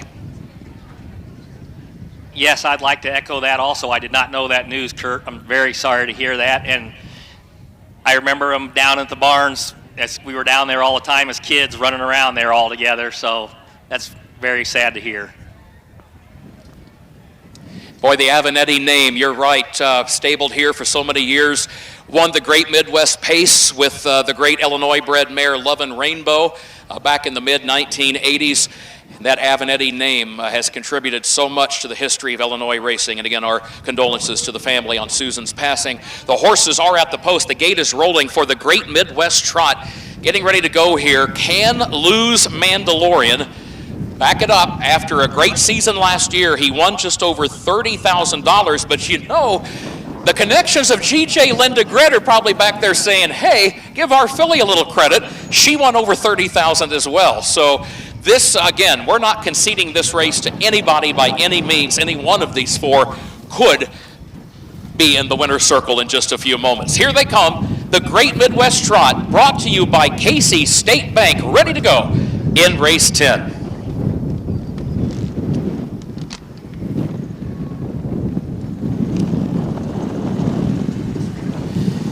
They are off and trotting. There goes Luz Mandalorian out for the early lead. G.J. Linda Grit is right there to the inside. And then Luz Gambler comes away in third, and Luz Esmeralda is off stride in the 4th position. Luz Mandalorian has made the top and leads it by a length after the opening 1/8 of a mile. But G.J. Linda Grit right there behind him. So the 2 trotters that won over $30,000 last year, no surprise they go 1-2 here early on, but they do have company because Luz Gambler is a close third. And then there's a gap of 5 more lengths back to Luz Esmeralda, who's beginning to close ground coming from last, but catching up with those other 3. 33 seconds, the time for the opening quarter. 33 seconds flat, and there goes Luz Esmeralda. Luz Esmeralda moves up on the outside, goes from 4th to 3rd to 2nd within a length of the lead after 3/8 of a mile. Luz Mandalorian still the leader. Luz Esmeralda right there on the outside. So the Flacco Family Farms owned trotters are side by side contesting the lead as they go on by the half-mile mark in the Great Midwest Trot presented by Casey State Bank. Half was reached in 105. 105 for the first half mile. Ongoing battle continues, moving by the stable area. Luz Mandalorian does have the lead, 3/4 of a length. Luz Esmeralda has lost some ground, having to travel the long way around that turn, outward from that inside lane. That allows GJ Linda Grit to move back up, who's been saving ground all the way, and moves into second. And now Luz Gambler moves up behind her into third. Luz Esmeralda drops back into fourth. There's a 1/4 mile to go, and here comes GJ Linda Grit up on the outside to challenge Luz Mandalorian. 1:34.4, the time of the 3/4, and don't count out Luz Gambler, who's a close third, just 2.5 lengths off the lead, but there's only 1/8 of a mile to go. Luz Mandalorian has the lead, 3/4 of a length. GJ Linda Grit comes at the leader again on the outside. Luz Gambler on the grandstand side is coming late down the center of the track. Here comes Luz Gambler. Luz Gambler chasing Luz Mandalorian. Oh, that's close. Photo for the win. Photo for the win. We know this much. We know this much. The winner of the Great Midwest Trot is going to be owned by the Flacco Family Farms. The only question is, which Flacco Family Farms horse is the winner? Will it be Luz Mandalorian, or will it be Luz Gambler with that powerful late rally? Photo finish, we will await the word from Max Michaels, our photo technician. 2:06.4 was the time for the mile, 2:06 4/5.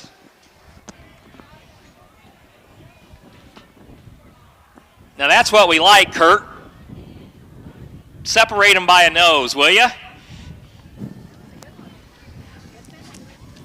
Tim, I have to tell you, there's a little bit of pressure with being the first fair out of the box to have harness racing. A lot of folks tuning in, watching on Harness Tube.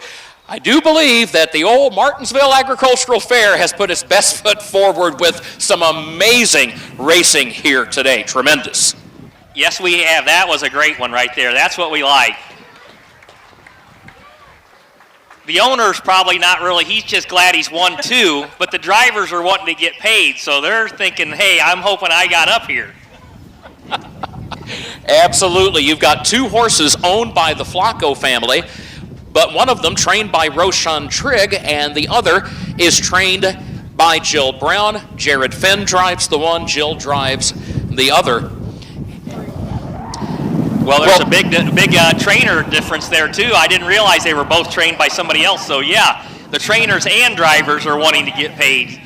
Just in case everybody doesn't know out there, the driver gets 5% of the earnings, and the trainer also gets an additional 5%. So it is a matter, we like you get 50% of the purse for winning and 25% for second.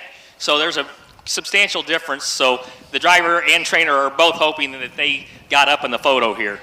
Well, Tim, in the long history of the Great Midwest Trot, dating back to 1950, coming into this card today, let's talk for a moment about women in harness racing and in this Great Midwest Trot. Back about, a dozen years ago or so, the Great Midwest Trot winner was trained by Pam Coleman from over at Altamont.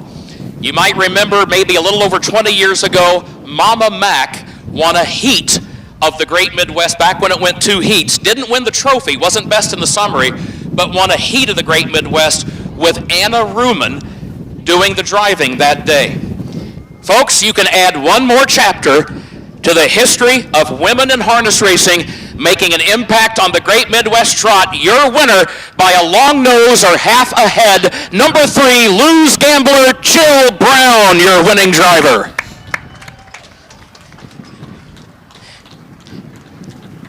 And a tip of the hat to both Jill and to Jared Finn for giving us an incredible stretch battle. I mean, that you couldn't script it any better. Luz Gambler, owned by the Flacco Family Farms, a homebred for Dr. Richard and Arlene Flacco and Rick and Tabby Flacco. This trotter is a gelded son of Luz Legacy, their stallion at Flacco Family Farms, the reigning Illinois Stallion of the Year. Jill Brown, the trainer driver.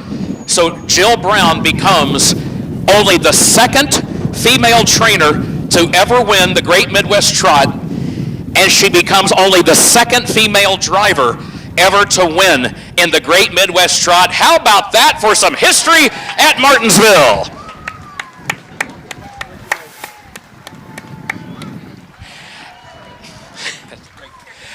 And Tim, one other point. Our presiding judge just pointed out, Lou's Gambler, that horse just won for the first time in his career.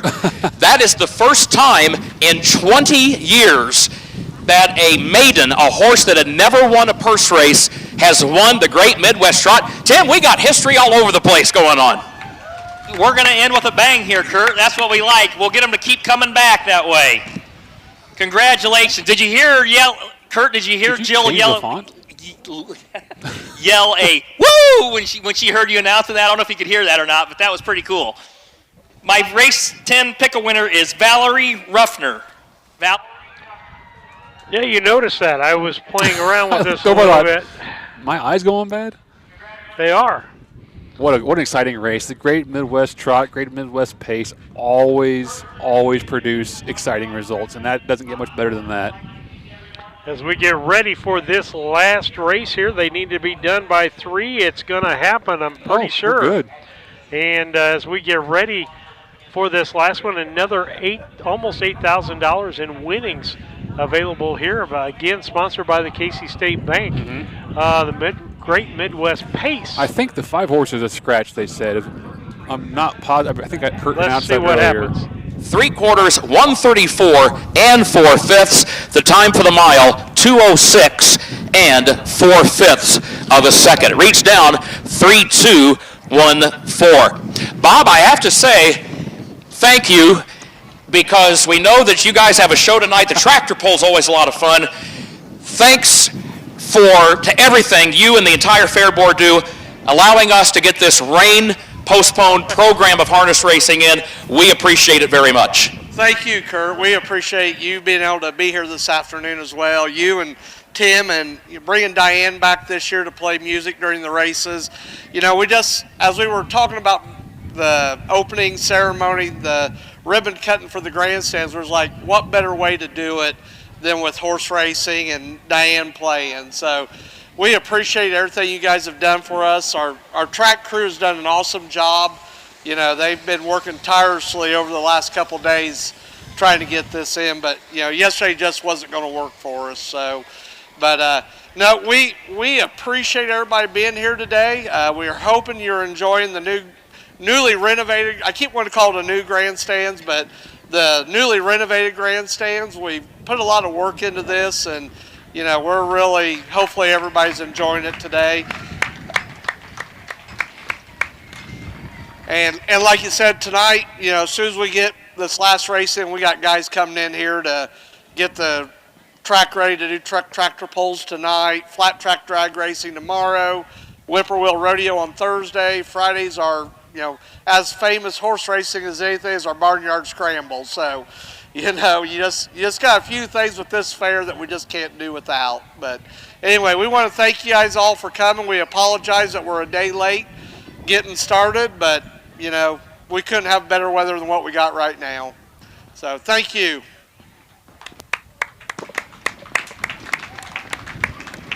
Thanks, Bobby.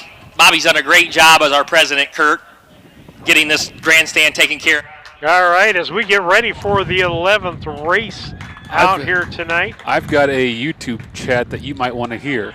Okay, go ahead.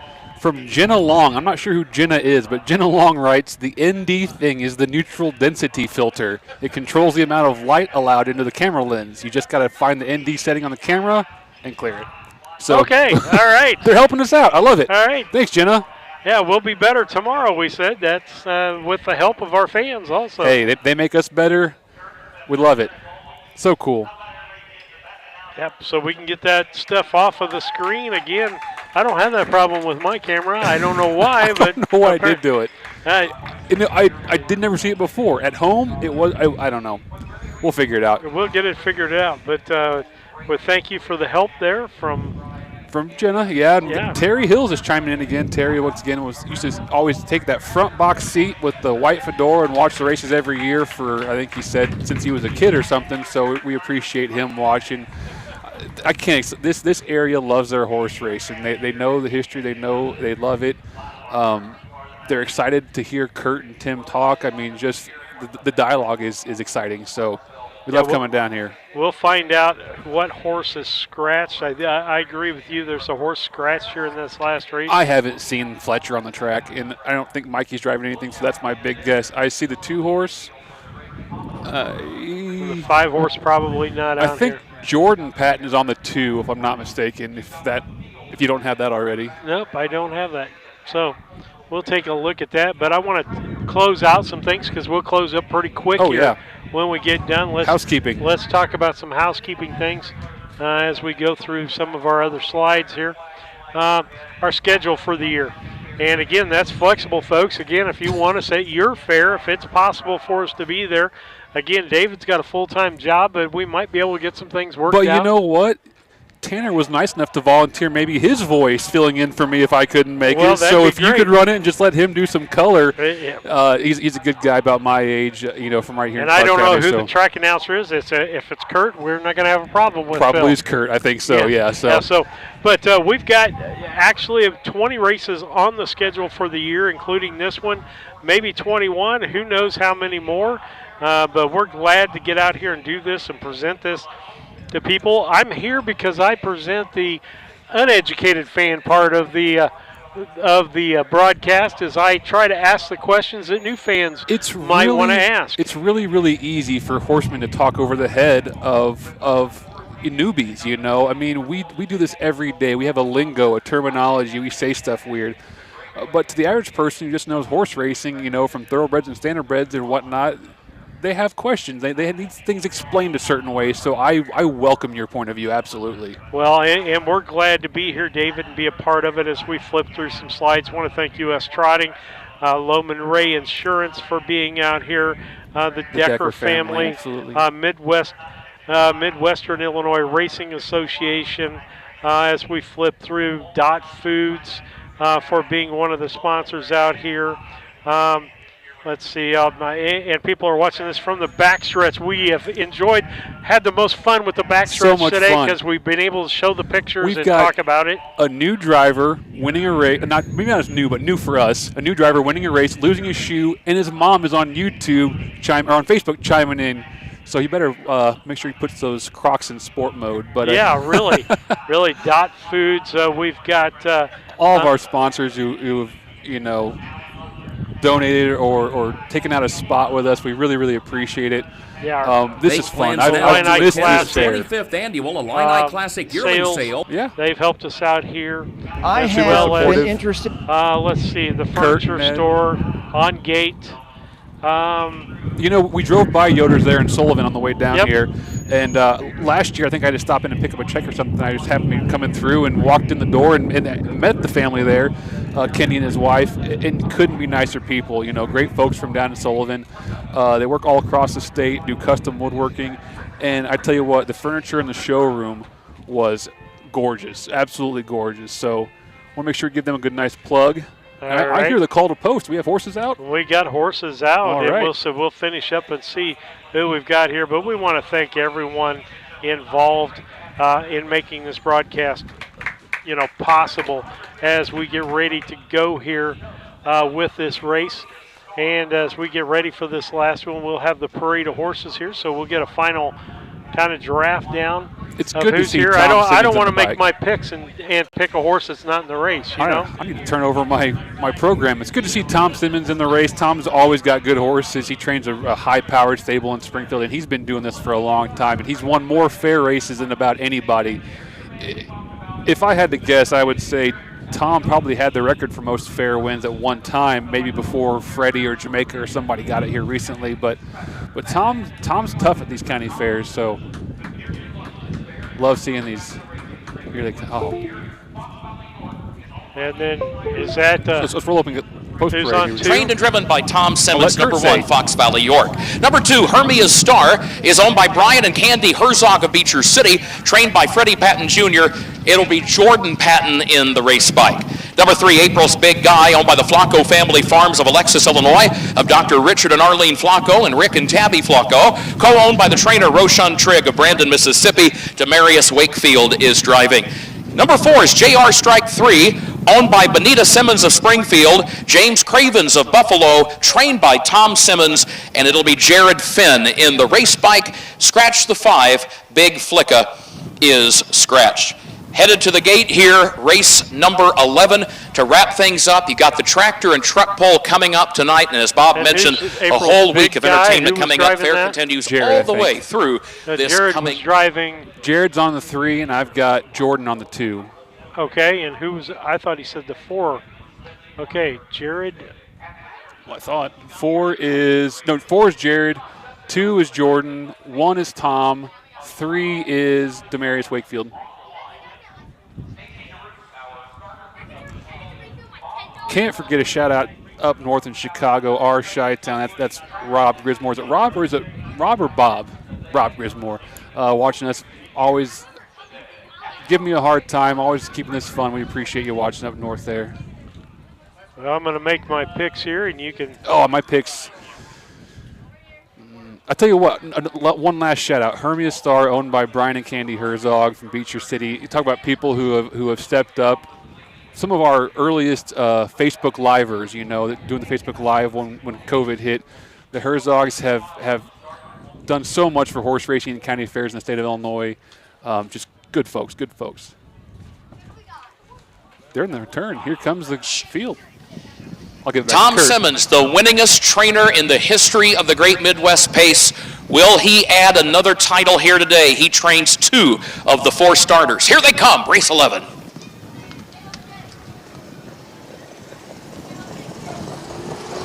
They are off and pacing. There goes April's Big Guy, and there's Fox Valley York. These two come forward for the move into the first turn, and Fox Valley York from that inside starting spot saves the ground and has the early lead. April's Big Guy is second up on the outside. Less than a length separates the top 2 at the end of the opening 1/8 of a mile. Onto the back stretch, Fox Valley York now leads by almost a full length as April's Big Guy backs away, now drops over behind the leader into the second position. A gap of 2 more lengths then as they go on by the quarter to Hermia's Star, who travels in the third position, and JR Strike 3 is last of the 4. Single file formation past the quarter-mile mark. 31-3 for the opening quarter, 31 3/5 seconds. Fox Valley York is the leader. Fox Valley York is on top by just 1 length. April's Big Guy goes second by 1.5 lengths. Hermia's Star travels in the third position, and then JR Strike 3, who starts to move from the back, still fourth, but now challenging for third, 4 lengths off the lead. Approaching the halfway point of the Great Midwest Pace, presented by Casey State Bank, it is Fox Valley York, the leader. Here comes JR Strike 3 to challenge for second to the outside of April's Big Guy. 1:05.1, the time for the first half mile. 1:05 1/5. Fox Valley York, one would think, will be tough to pass after a controlled pace through that first half mile, but the biggest threat right now is the stablemate. The Tom Simmons trainees are 1-2, battling for the lead in the Great Midwest Pace at the midpoint of the backstretch, approaching the 3/4 mile mark. Fox Valley York to the inside, leads it by a neck. JR Strike 3 is second by a length. April's Big Guy is third, and Hermia's Star is fourth on the outside. Less than 3 lengths separate these 4 pacers midway on the final turn. 1:38.1 was the time at the 3/4 mile mark. 1:38 1/5. Fox Valley York leading JR Strike 3 by a length off the turn. Hermia's Star has to go wide. April's Big Guy is still fourth back toward the inside. Fox Valley York chased by JR Strike 3. Fox Valley York has the lead. It's JR Strike 3 second. Fox Valley York wins the Great Midwest Pace, sponsored by Casey State Bank, and Tom Simmons has done it yet again. The winningest trainer in the history of this Great Midwest Pace has just added another trophy to go on the mantle. Fox Valley York wraps things up here this afternoon. A familiar face headed to the winner's circle. Time for the mile. 2:08 flat. 2:08. We'll play pick a winner, and we've got the trophy presentation, the blanket presentation upcoming in just a moment. Tim? All right, David, back with us as we have a great finish there. Wow. Let's see. I picked 1, 3, 4. And I don't know who I picked. Guess I was what? talking Tom Simmons up, so I count that as my pick. I got the 1 right. And I flopped the 3, 4. So guess what? If I'd been doing the box today, I think I could have made I think some we hit a lot more today. boxes than we did not boxes anyway. Yeah. Yeah, but a great day of racing here as they get ready to finish up, and they'll come to the winner's circle. We'll have those things for you, but we'll have racing from Carrollton, Illinois, the Greene County Fair tomorrow night. Race post time is 5 o'clock. We'll be on the air at 4:30. We appreciate all the help, and if you've had a party today and took pictures, figure out a way to send that to us. We'll get those on the air tomorrow night. We'll probably replay some of the ones that we had A little today. package of those would be nice. Yeah, we'll keep that going. That's kind of fun. Yeah, so we enjoy doing that. Again, if you want to advertise, get in touch with David about advertising. You can do it one of two ways. You can just make a donation, and we'll list you on the donor board as doing that. And number 2, you can have what we call the business card or the billboard, which is just your ad up there for about 10 seconds, 1 or 2 times during the races, or a 30-second ad a couple of times during that. We can help you make that ad for you. Just give us some talking points, some pictures, a business card, something that we can use, and we'll get that out there for you. Really inexpensive, and if you're enjoying it, folks, one of those things that you want to help keep come along and keep it free out there. I'll tell you, added value, Steve, this is something you do great. We produce these commercials. I mean, they could take them and run them on their local channel if they wanted to. I mean, these are the commercials that we're making for them. So, if you want to advertise with Harness Tube, there's a little bit of added value for you. Absolutely, and we can take your local radio station ad and make it a video ad. Yes, with some put pictures video over or it. Absolutely, different things. So we did that for Yoder. We did their commercial. We've done a couple of commercials. Kurt sent us the voice for the Illini Classic ad, and we put the pictures in there and did that. So we have an opportunity. A lot of what you saw now, DOT Transportation, that's a professionally done one. But some of the others out there, like McKay Napa Auto Parts, we did that in-house and are able to do that. But we want you involved. We want you involved, number one, because we want you to be invested in what's going on in these county fairs. And you can see by the number of posts that we get on YouTube how many people are out here watching this each and every time. So let's get with Kurt and get some final thoughts from him. Mr. Tom Simmons. Tom, well done. And Tim, here's the order of finish. It is official for race 11. Fox Valley York, the winner. Hermia Star finished 4th. April's Big Guy was 3rd. JR Strike 3, the runner-up. And Big Flicka was scratched. The quarter, 31-3. The half, 105-1. 3 quarters, 138-1. And the time for the mile, 2:08 flat. It reached down, 1:43-2. Scratch. Tim Wilson Jr., take us home. Okay, Kurt, on behalf, I'm going to roll down real quick. We got one last YouTube chat coming in. Ann Schneider chimed in, cheering for Yorkie. Fox Valley York just won the race. She said his brother won the race last year. The Great Midwest Pace was won by Fox Valley Steeler, the Tom Simmons barn last year. One of the best to do it. He's did it again this year. So congratulations to the connections at Fox Valley York and last year Fox Valley Steeler. Okay, with that, Steve Surratt, David Brink, Lisa Surratt. We haven't given her enough credit, folks. She's done great. We have the easy job over here. If you get to a fair, she's the one in the grandstand with the camera. Go say hi to her. She has met so many friends doing this stuff, and we're back here behind all the boards and stuff, but she's having a good time. So. All right, thank you. God bless, and we'll see you tomorrow night. See you.